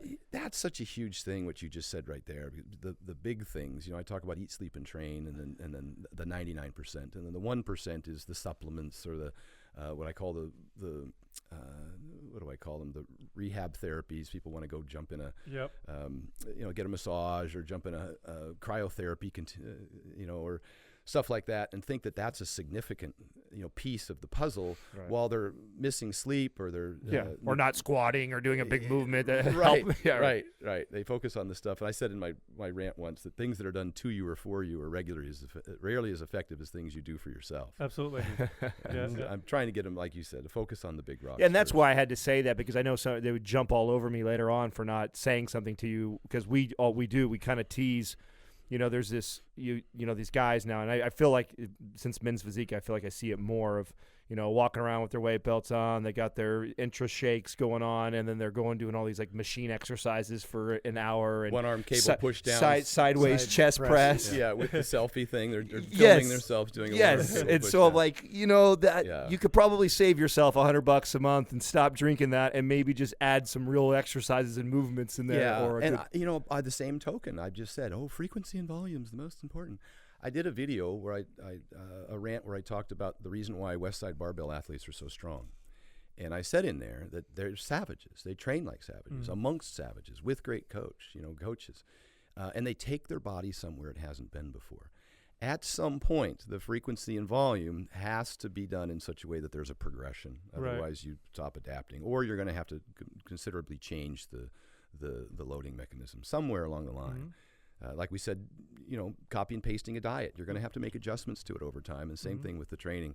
The one-arm cable push downs, regardless of how many T's you cross and I's you dot, and whether or not it's done within 15 minutes of taking in this pill or that powder or this supplement, that's probably not going to get you to the really top. right. That's a very good point to make, because I used to get confused in that as a kid, interested in trying to build my body, and I was more, because that's what you're advertised, right? So I thought, okay, taking supplements is the most important thing, and being sore is the most important thing. Right. I didn't realize that was, take a protein shake was the most important thing. I had no idea that it was eat more real food, train consistently, focus on these big lifts because you're a young kid and you need to build all this muscle, get good sleep. Like, I didn't know that. I'm like, oh, cool, I'm going to buy the branched chain amino acids and take that 5 times a day because that's going to spike muscle protein synthesis. That's why I say shakes are for fakes, eat steaks. And the supplement industry gets so pissed at me about all that. And I'm like, look, there may be a time and place for that stuff, but the big rocks, like you said. Absolutely. Which most people are missing. I want to take you in a little bit of a different direction. You are a successful entrepreneur. We've got the water ball going. We got the vertical diet. I hear you talking about coaching. You're doing a ton of fucking things. Tell me about that. And you also strike me as a very growth-minded person. So I would love to hear, through all these ventures, what are you learning about yourself and what are you learning about business? I'm learning that I love this business. I was never able to monetize this business throughout my career. I had to keep my day job, and bodybuilding I had to set competing on the shelf for 10 years while I built my businesses. I didn't start a company until I was 35 years old. But I built 4 very successful businesses over the last 10 years. But all of them, one of them was telecommunications, one was an engineering firm that I ran, and one of them was real estate, bought, built, and sold multifamily, single family, and commercial properties. And one of them currently that I'm still working with is medical and recreational marijuana clinics up in Washington with a partner of mine. Well, we like you more now. Yeah. I would have offered a joint, dude. I can't believe it. The craziest things, I've never smoked one. Get out of here. But when I was a kid, I was 12 years old. I worked at, this is crazy though. When I was 12 years old, I worked at 7-Eleven. And I recognized at that time, beer and cigarettes, the two biggest sellers. I was always stocking the shelves: the beer and cigarettes, the drugs sold, and coffee. And so when marijuana came along, much later in life, when I had the opportunity to invest, I was like, oh yeah, drugs is good business. And so I jumped in, and it's been a good business for us. But none of those things are really my passion. Never were. I was making a living. I chased dollars, money. My passion is the health and fitness industry. The cooler's a neat, adjunct. It was a way for me to kind of keep my foot in the door with this business and sell to people in the industry. But the nutrition program, my coaching other people, I've accepted the fact that I'm 50 now. It took me a while to accept that. And I can't compete. I can't do the things I used to do, but I can help others from the lessons that I learned, from my experience and give my advice. And so I've really enjoyed that. I get really involved in it. I like my kids, Hawthorne Shaw, and I talk to them all the time. And all the athletes that I work with. I work with Tyler Beatty, the San Francisco Giants pitcher. I work with Olympic silver medalist in shot put and discus. I work with athletes from all different sports and a lot of ordinary folks, moms, soccer moms, and dad bods. And we've done a lot of great things on my site. I've shown that how many people or testimonials, dozens and dozens, if not hundreds, that I've gotten from all over the world. I've had over 50,000 downloads now on my diet all over the world. Wow. And I get testimonials every single day. I can't even post them all because people complain that my site, I'm just pimping out my site for selling my diet. But I'm excited I get these, and people who are, decreasing their blood pressure and improving their digestive health and improving their blood sugars, diabetics, type 1 and type 2, able to take less medication or come off of medication as a result. People who have been on antacids for years, and all the different success stories, losing weight. So I'm passionate about that. That drives me. And so here's what I've done. Obviously, I released the Vertical Diet about 5 months ago on the internet as a product that you can purchase. The Vertical Diet and Peak Performance has everything that you need. Everything I gave Hawthorne, everything I gave Shaw, Larry Wheels, Dan Green, all of these great athletes, I provide to everyone now for a fee. It's $100 for a download for this, everything I think I've learned over the last 30 years. And it's really easy to follow. Like I said, I list all the foods, exactly what to eat, sample macros, sample diet plans, and I include sleep protocol, hydration stuff, training programs for hypertrophy, the ones from Flex, and the strength program I got from Eddie Cohn and all the years I've trained with him. So it's all in there, and it's easy to follow. But I'm just one guy selling one diet plan. And so now what I've started to do is I've created, I recently discussed doing a book deal with, not just discussed it, but we're moving forward on it, with Victory Belt, who did the Paleo Solution. They also did, who's his book? Supple Leopard. Oh, right. Right. So they're a really good group that we're working with. We're going to release the Vertical Diet. Kelly Starrett and Rob Wolf. Yes, and they're going to work with me, and we're coordinating that now, and we're putting everything together. It'll take us 6 months to get to market, but we've already started down that road. But the big picture for me is the vertical meals. Obviously, I just started the meal prep company just 2.5, 3 months ago. We started doing vertical meals. I partnered with a big company who serves 4 million meals a year. They've been in business for 20 years, and they have extraordinary kitchen facilities. They've got millions of dollars invested in German engineered equipment. So we've got moisture control ovens. We've got this giant modified atmospheric pressure system for sealing all of the food and taking the oxygen out. We've got flash freezing units that freeze it really fast. So when it arrives to you and you cook it in your microwave, it actually tastes fresh and delicious. We sourced all the grass-fed beef, the line-caught salmon. I cook everything in beef tallow that we render, and bone broth that we boil, that they do right there on their site. So I know there's no vegetable oils in any of it. We cook everything with no vegetable oils. So the food tastes amazing. It's healthy, and so the vertical meals is something I just released. And it's all 48 states. We've done over 50,000 meals in less than 3 months already. Wow. Yeah, the taste is extraordinary. Of the three businesses, the cooler, the vertical diet, and the meals, what has the most challenges for you right now? Well, there's one more in that. Oh, shit. And this is, we've got the book. It's the vertical coaching. What I want to do is I have an app under development that I mentioned, and I've already started doing coaching seminars. And my goal is to get an army of people that can implement the vertical diet with their clients. using the app. They can set themselves up on the app as a coach, and then have their clients set themselves up as a client and select their coach, and the coach can see all of their clients. Remember I said they could see all their daily meals, and they would have their checklist, and we could track their sleep and look at their heart rate. And so coaches can see their clients, and I, of course, as an admin, can see every coach and every client and look at the success rates and see the clients that are the coaches that are most successful in helping clients lose weight. And basically behind the scenes, between myself and I partnered with Damon McClure, who's a PhD candidate, registered dietitian, master's in exercise phys. He was former director of the nutrition department at UNLV. We're co-authoring the book together, and he's gone through this with a fine-tooth comb to make sure that the academia appreciates the quality of the work that we're doing. But we're now, as a team, behind all of these coaches and all of their athletes, or all of their clients, not just athletes. And that's my big push now, is to get the program utilized by as many coaches and replicate myself, not just in the U.S., but in other countries. We already had visitors from Canada and the U.K. that have become coaches. And that, to me, is the big picture. That's the giant. And, of course, they can sell the meals and get commissions on meals that they sell to their clients.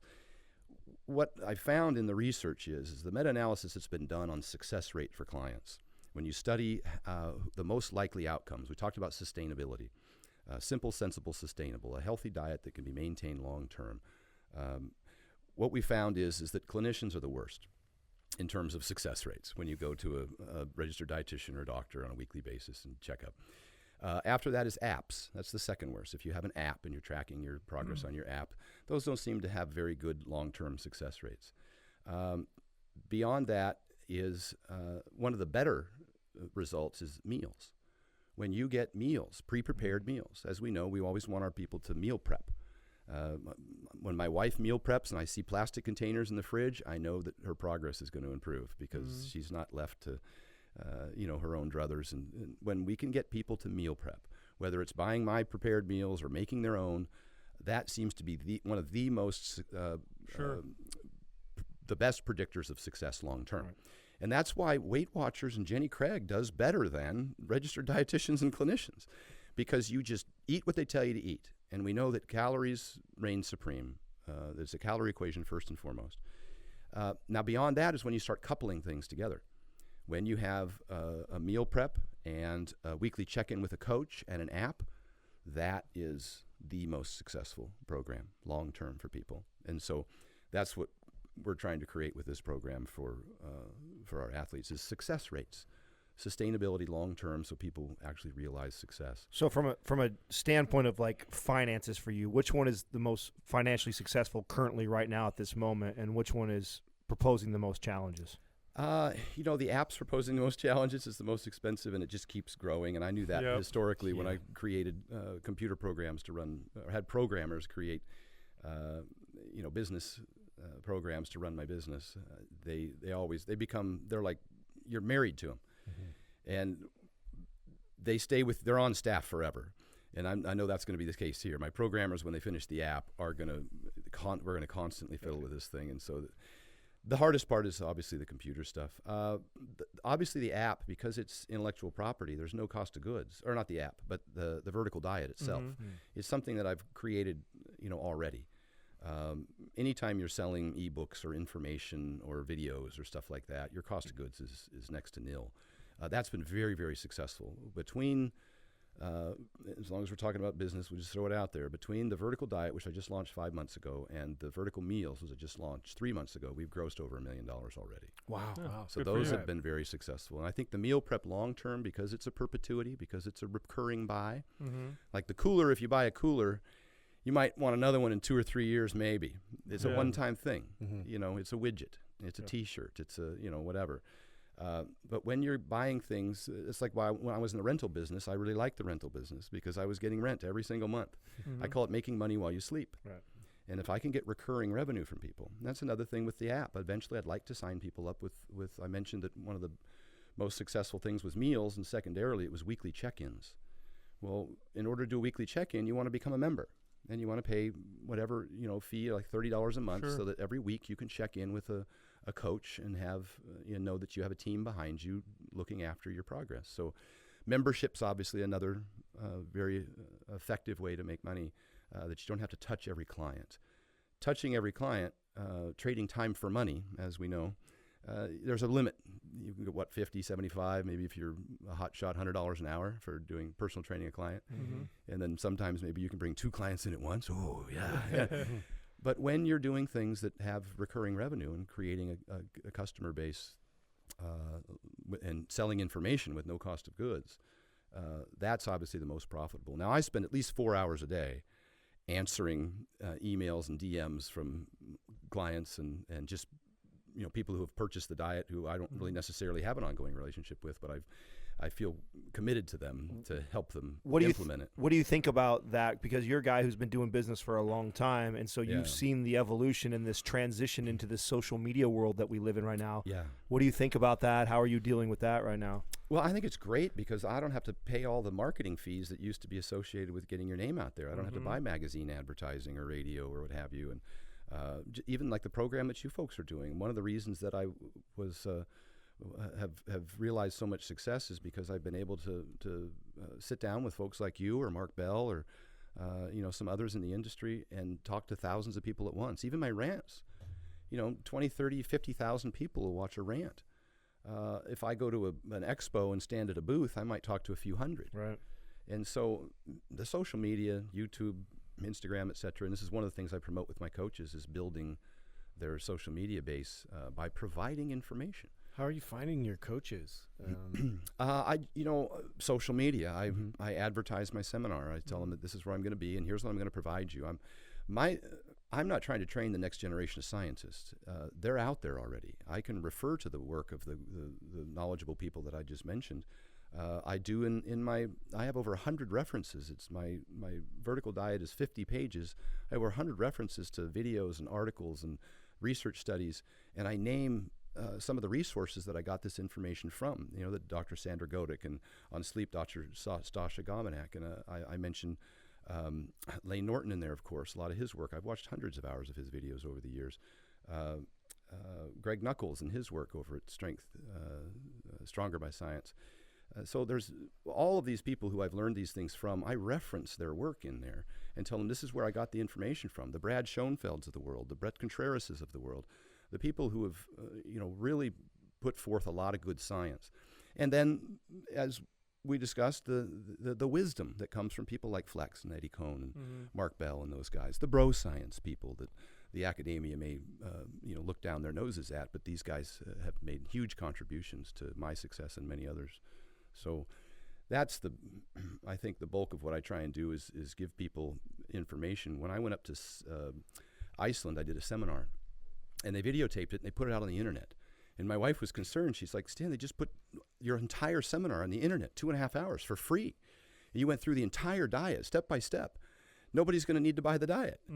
I sold 5,000 or 6,000 of them in the first 3 months. That's right. Because people watched the it. formula. And, they wanted to know more about it.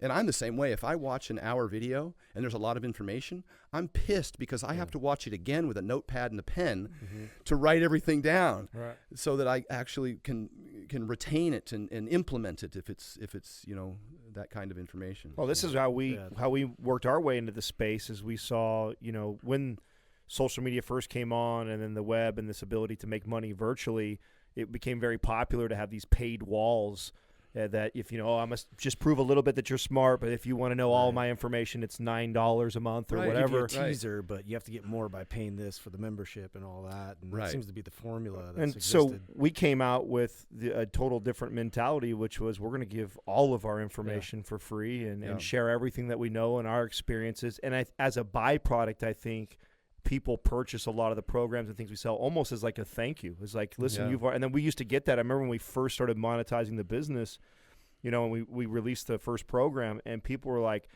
you've already taught us how to program ourselves. I'm not even going to open it. I don't need to, but I want to support you and so on. So I think when you have that attitude of plus you're good luck trying to fight what's going to happen anyway. Right. I mean, everything that can be free will be free anyway with the information age. It's all accessible now. Yeah, so in giving people more information, it's more valuable than in the past we thought we couldn't. We got to hide it. We got to keep it a secret. Yeah. Doesn't work that way. Well, here's what's interesting is that I won't have a paywall to give information. I'll have a paywall to check in with me weekly to hold you accountable. Right. That's totally different. Well, that's your time. That's your personal time. Yeah, it's personal time. And if they have a question or, something like that, or just for me to shake them up, the app is intended to have some artificial intelligence ongoing to where it can start to learn, if somebody doesn't do their morning weigh-in or if they miss a 10-minute walk, it can at least give them a reminder, hey, you got to get on that. And I haven't seen your body weight. You didn't check in with me. I need a photo.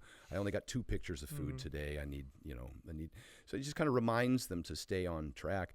When I did my hip rehab, I went to Mark Philippi there in Las Vegas.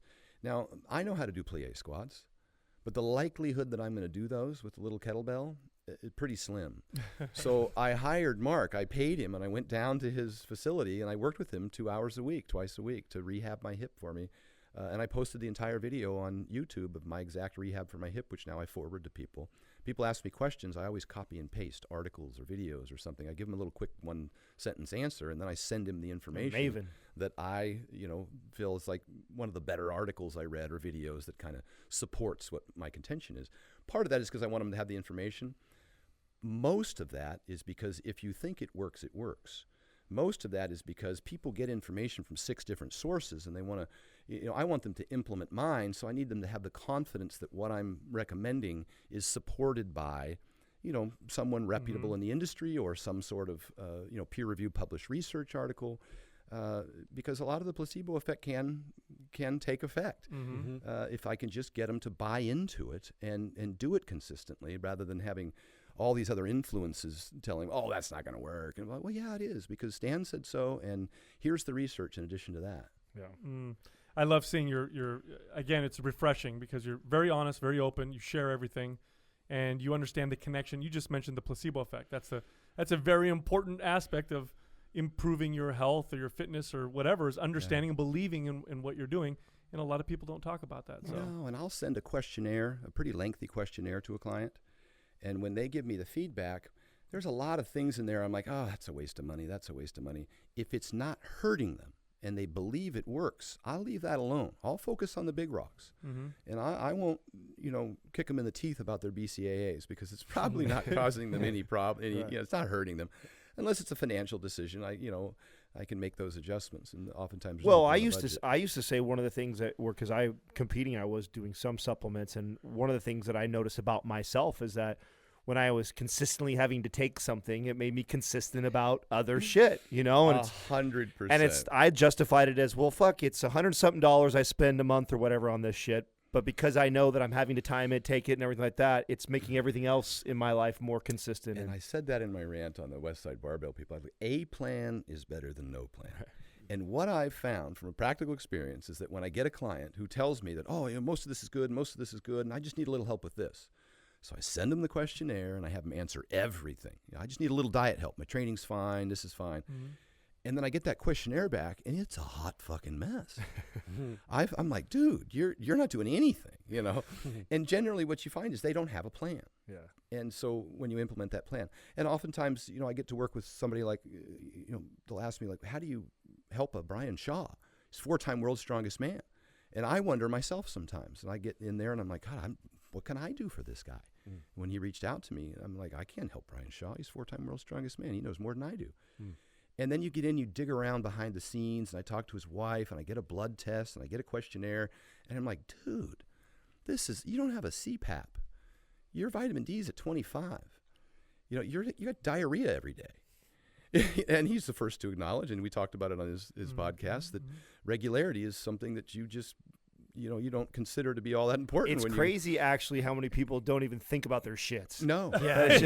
That it's like, normal to shit yourself. Yeah. Yes. So, people just that's like a sign. Like, that's your body trying to tell you something. And can't map it back to a source. Right. Yeah. And so that's why I'm so, quote unquote, restrictive, specific about the foods that I select initially. And then I ask them, how do you feel? How's your strength? How's your energy? How are your shits? Because I want to know if these foods are the right foods for them, and I have to make minor adjustments for different people. Some people can't handle oranges, the acidity, and their stomach doesn't agree with them. Some people can't do any dairy at all, and I got to get their calcium from a powdered eggshell or something. Right. So there are adjustments that can and will be made, but it's just always interesting. Like you said, most people don't have a plan. Right. And when they have a plan, all of a sudden everything comes together. And like, oh my God, this diet's amazing. I'm like, no, dude, what you were doing was horrible. Right. Any diet would have worked for you because you were a hot mess. Oh, that's such a great point. We talk about this even with like, I used to get clients who would switch over to vegan out of nowhere. Yeah. And they'd be like, oh my God, it's everything. It's the diet. I'm like, well, maybe it's because you weren't eating any fucking vegetables, before. Right. And you finally gave your body some of these things that it needed. I said that in my obesity rant. I said that all diets work when they're strictly adhered to.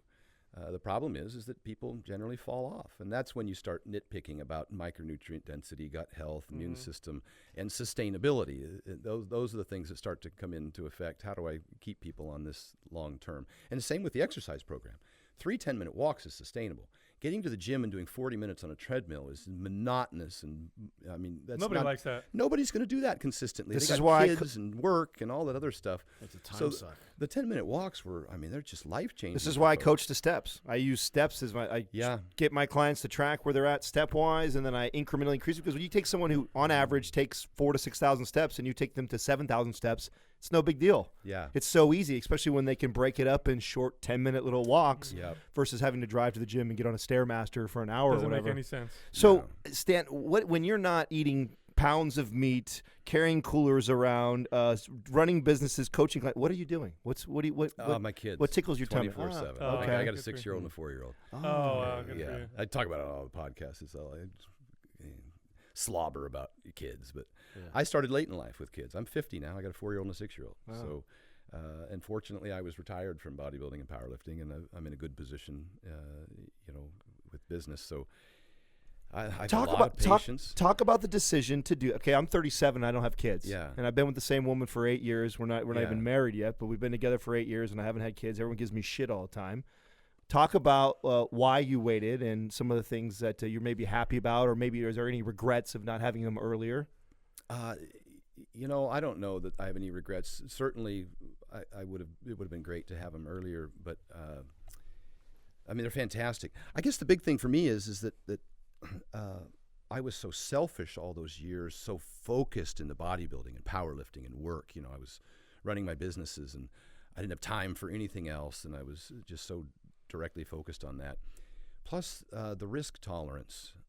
If I had had my kids 10 years ago, there's probably a lot of things I wouldn't have tried because I'm a lot more risk averse now. I won't double down on things. I won't mortgage my home, which I've done in the past against investments and stuff. So I'm a lot more cautious now, but I'm also a lot more patient now.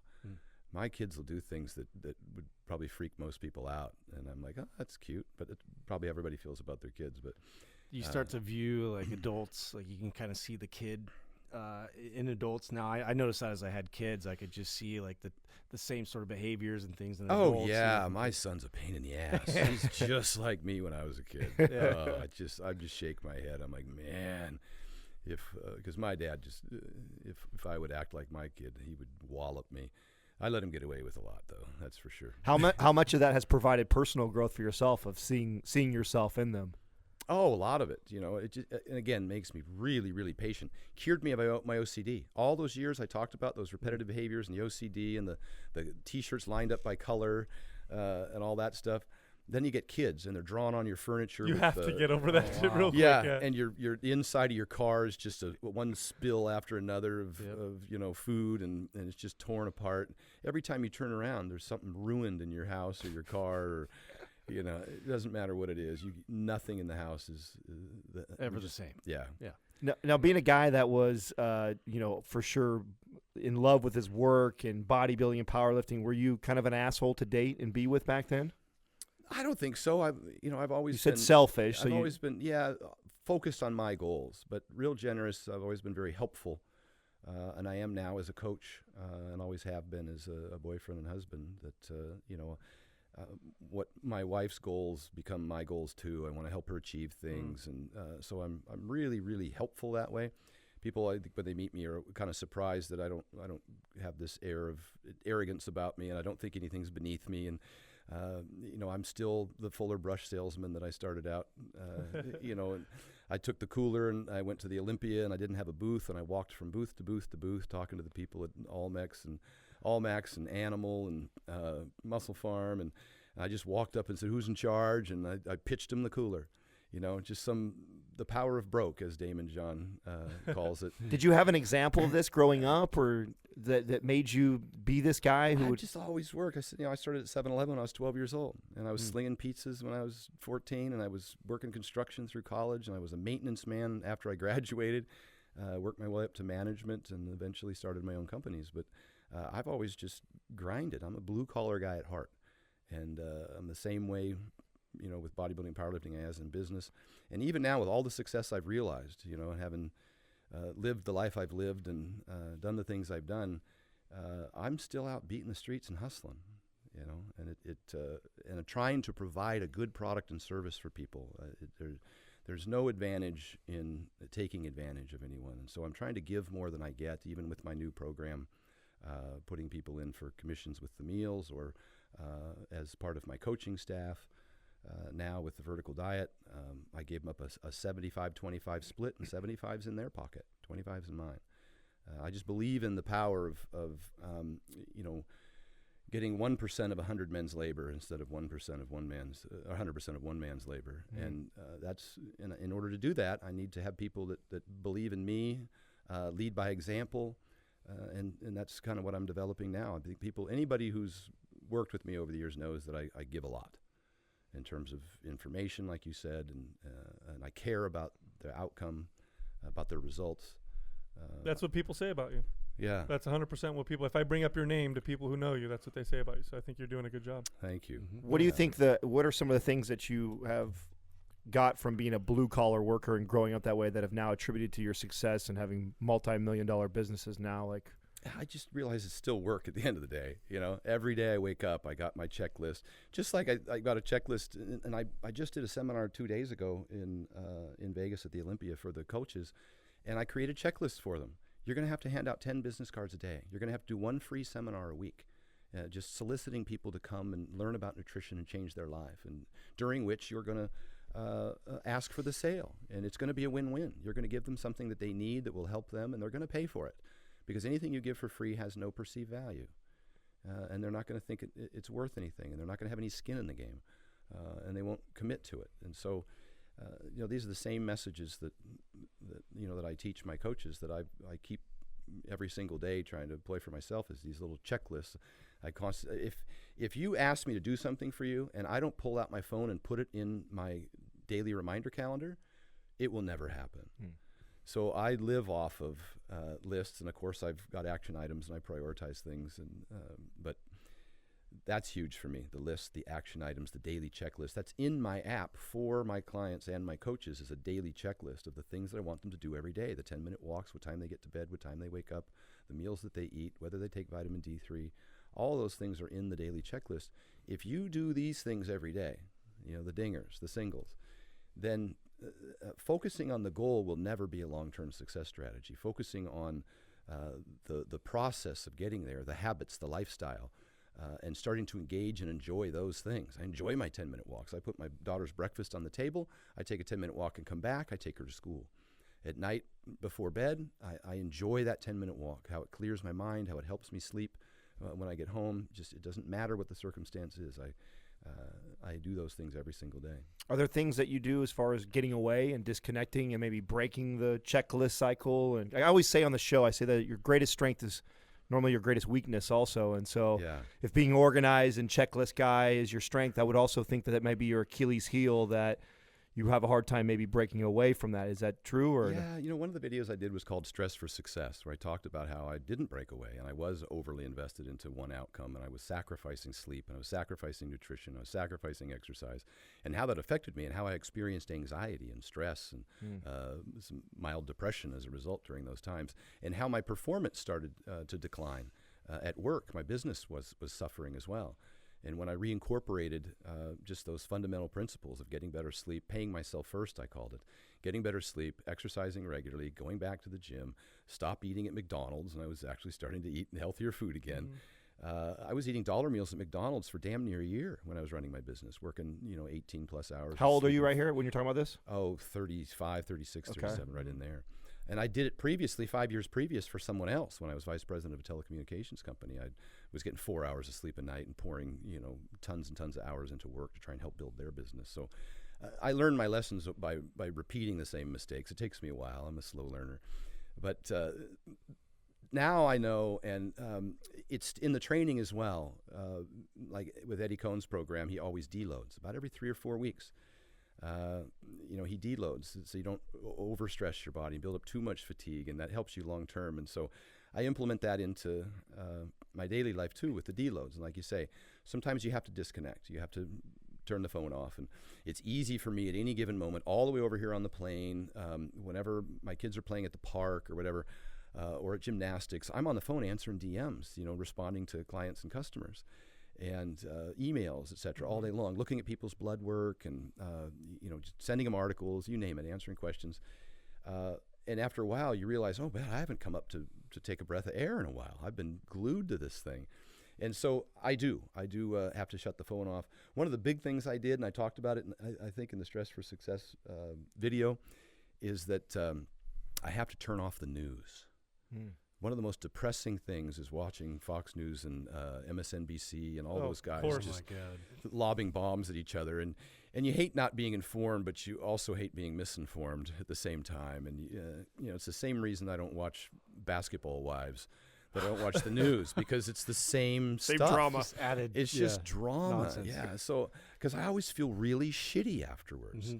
I feel like, everything sucks and the world sucks. And, but then when you look around and you start talking to people, you realize, hey, these people are doing pretty good. There's a great website for that called humanprogress.org. And Yeah. it talks about all the advancements we've made in the last 20 or 30 years. Like a lot of people don't know, in the last 30 years, we've reduced worldwide poverty tremendously in the world.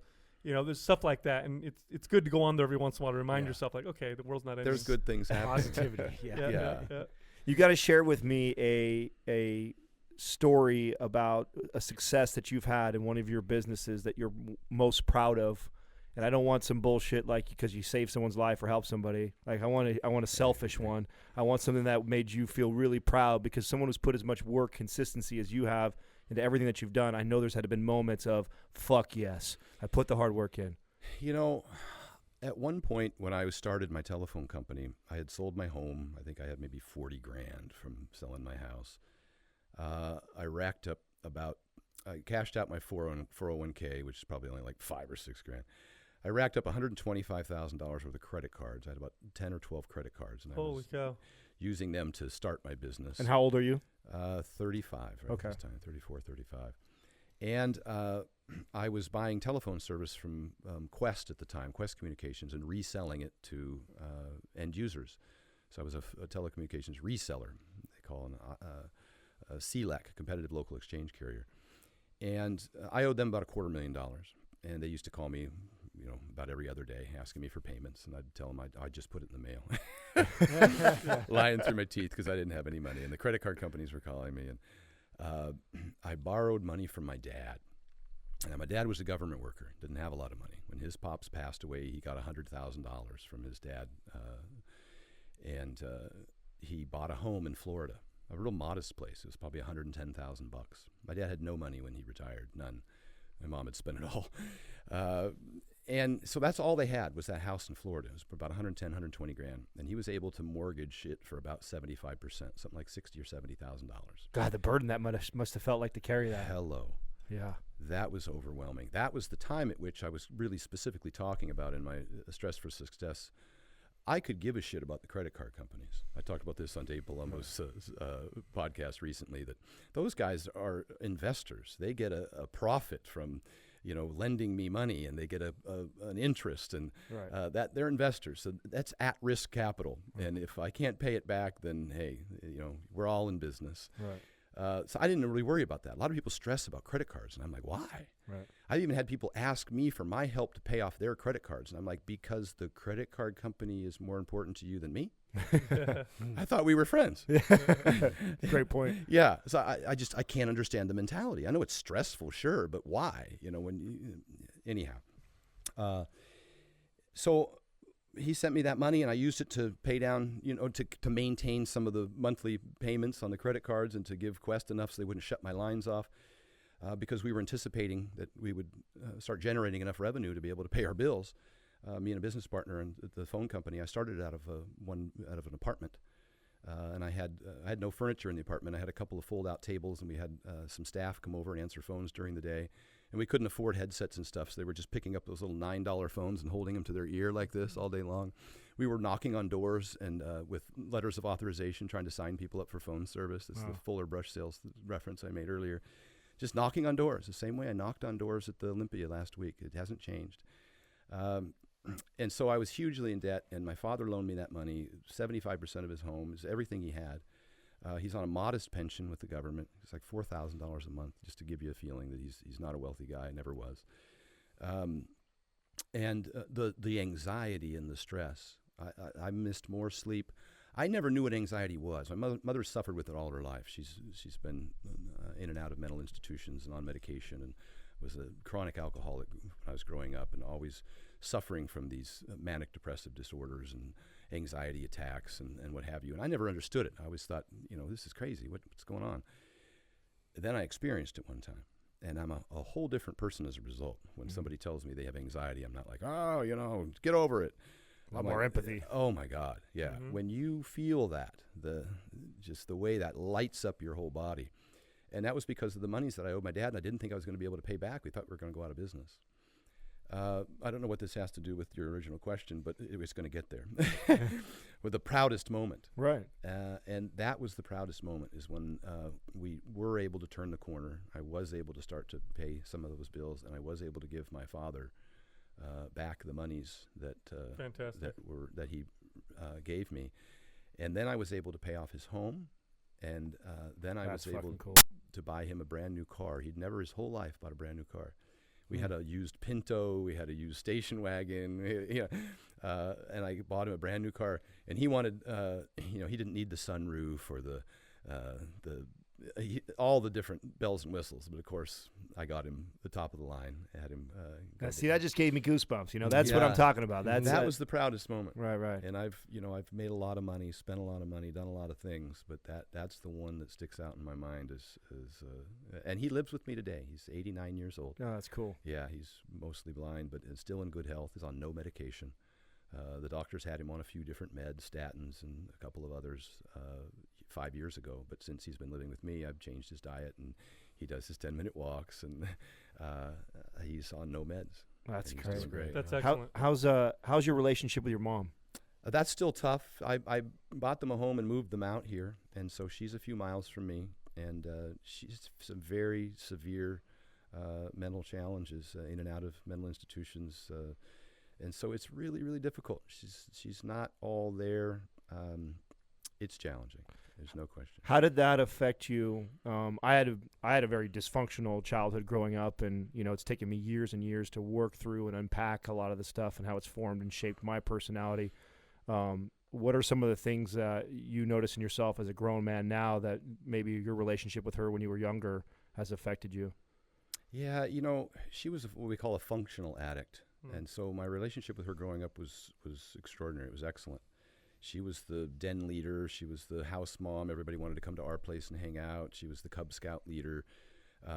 When I got a job, she got a job there. When I was working at 7-Eleven, she applied for a job there. We worked there together. Oh, wow. She became manager, and I would do the books at night for her. And, she's always helped me. When I got a job managing an apartment community, I brought her in to help leasing for me. And so we worked together through most of those years. But as her conditions, and she was still an addict throughout those years.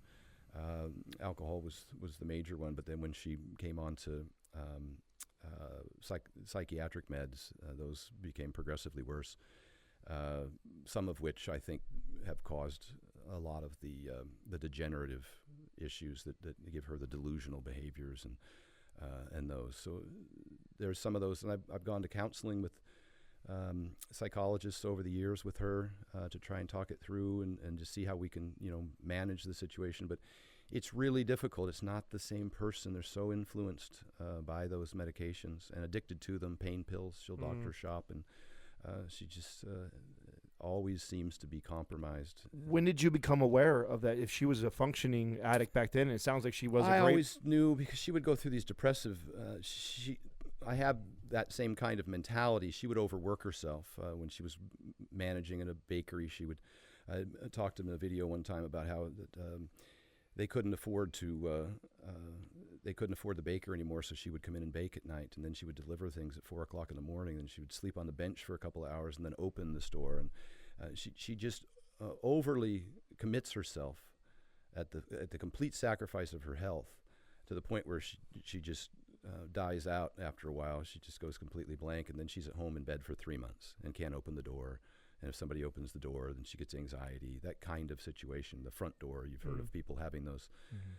They get scared. They can't leave the house. And she would stay in her bed all day long and only come out at night to eat. And then this would go on for months at a time. And then she would emerge, and then she would invest herself into another project. And sure enough, within another, depending on how long it was, within a couple 3 years, we'd have a recurrence of the same kind of behavior. So it's been a lifelong thing. But I got a lot of her work ethic. Is part of the problem, and a lot of those obsessive behaviors. And I mentioned in my Stress for Success rant that I've become, I experienced a lot of negative effects from investing myself too much into my work, and had to continue to manage. I had a friend recently ask me, how do you manage your stress? And I said, with proper nutrition, proper sleep, and proper exercise. That's the only way to do it. If you can bench 200 pounds and somebody puts 300 on the bar, that's stressful. But if you can bench 400 pounds and somebody puts 300 on the bar, it's not stressful. It's the same 300 pounds, but it's two different individuals. One's prepared for the task, one isn't. You cannot get through life and be successful without engaging stress. It's going to happen in any business. If you want to be successful, you need to actually be able to handle more stress. Yeah. You have to chase those stressful situations. But how prepared are you? That's the big thing. And my preparation, some people may throw in yoga and meditation and stuff like that. I've really my meditation is just going to the gym and blasting out workouts. I think Joe Rogan said on his site he doesn't know anybody who trains hard that's depressed or has those issues. And I've found over the years that people that I who have suffer from depression, who have poured themselves into intense physical activity, have been able to emerge from that with good nutrition and sleep. Right. Condition. Yeah, they've done studies that compared exercise to SSRI drugs for mild to moderate depression, and find that it performs as well in the short term and better in the long term. 100%. So Now, are you a only child? You have siblings? I have a brother and sister. Yeah. Oh, okay. What's the age difference? Sister's a year older, brother's 2 years older. Okay. oh, you're the baby. And then what's your relationship like with them? Good. My brother lives in Iowa. My sister's near Chicago now. Oh, terrible. I don't even know where she lives. They bounced around a little bit from New York. They were in upstate New York, and then they've since moved. But it was always excellent. They understand the challenges as well, and but I'm right here trying to do the best I can to. It sounds like you're carrying a lot of the load here. If you got both parents are nearby you, you've kind of supported them. Like, yeah, it doesn't feel heavy to me, to be honest with you. well, that's because you lift fucking 900-pound squats. I just spent almost anything feels light compared to that. Yeah, I just spent the last 10 minutes talking about this, this horrible situation with my mom, but it doesn't, for some reason, doesn't feel heavy for me. I look at it, who was it? Wayne Dyer was the motivational speaker that said once, when you change the way you look at things, the things you look at change. And I it is what it is. I guess when you set expectations that can't be met, then you're disappointed. Undersell, overprovide kind of thing. I don't have the expectation that I'm going to be able to fix my mom. My expectation is that I can manage this, and I've provided her a home, pay her bills, send people over to clean the house. No, I get that sense when you talk about it. Yeah, I look at more as this is what I'm able to do. I've talked about, I think in Iran I talked about the fact that at some point even when I'm writing things down that for my to-do list, I write things down that are stressing me out, and just recognizing what it is and whether or not I can do anything about it. Because sometimes I worry about shit I'm not in control of. And I just have to look at it and be like, I'm not in control of that. that's not on me, and I just cross it off my list. I might write it down again in a couple of days because I realize it's in my head and it's stressing me out. I offload that shit at night before bed. I have a notepad and pen next to my bed, or I'm on my phone just dropping in things that I know I have to get done that I wouldn't be able to sleep, thinking I would forget, and I'd wake up in the morning and I have to respond to so-and-so and respond, I have to type that down, and I can set it down, and then it's offloaded. My brain's clear. And a lot of the stuff I offload isn't anything I can do anything about. A lot of times it's stuff that I just realize that I'm stressed about, and I don't have any control over it. So I have to define it as such. Excellent. Do you have a spiritual practice or faith practice or anything like that? I don't. Be honest with you, I don't. Good. Yeah. Well, I'll tell you what, man. Great time talking with you. Yeah. You Thank seem like you, a very guys. purpose-driven Yeah, person, very measured and very, obviously very successful. But talking to you, I know why. Yep. I know why you're very successful. So Thank you for the opportunity. I know I blather on. I've probably never done a short interview, but that's neither have we. We don't. We Yeah, don't that's what either. we do. It's Yeah. all good. We normally go for hours, man. Yeah. We have that. You know what though? I love to get into just different parts. I mean, it was good to listen to you talk about bodybuilding and diet and stuff. But these are all things I've heard you talk about a million times. yeah. I really like to know the things that make the man behind that tick and what's turned you into. And I could tell just by, I mean, you even got a little emotional talking about your dad. I can tell that there's definitely something there for sure that has probably driven and motivated you for a very long time. I go into his room and he'll show me some Dr. Oz episode about something, and or he'll turn on Jeopardy, and he still answers the questions. I got to get up and leave. I feel bad about myself. I can't answer any of those questions. My pops is in there, 89 years old. He's like, boom, boom, boom, That's one great. after the other, answering questions. Yeah. That's cool. So I talk till I'm hungry, and then I reach down in my bag and I have 3 thermos in there to get me through the rest of the day. So we'll leave somebody. We'll close off with the tip of the day. I'll do it. And the tip of the day is the thermos. I'm so proud of this thermos that I heat my meals up before I left the house this morning. I heated up 4 really hot Monster Mash, and I put them in these thermos, and they'll stay hot for 10, 12 hours. And so now every 3 hours all day long is whether I'm coming here or I go to Canada, or when I went to the UK, I took 6 meals. It was a 16-hour day, and I had meals every 3 hours the whole way there. And so I have all my athletes now to prepare for their day or an event. When Brian Shaw came to the Olympia, we sent him a big bucket of meals, and he stayed at a place with a kitchen, and he filled up his thermos every day full of hot meals. So when he was at the expo during the day, every 3 hours he could eat. He never wanted for food. And that's one of the hugest things in terms, like I said, meal prepping, meal planning. The number one predictor of success is your ability to control your nutrition. And not just in terms of calories, but now I also know that my stomach's going to feel good because I'm not at Smash Burger at the airport. Right. ABC, Stan. I love it. Yeah. I love it, brother. Oh, Thank yeah. you very Oh, much, yeah. man. Pleasure, man.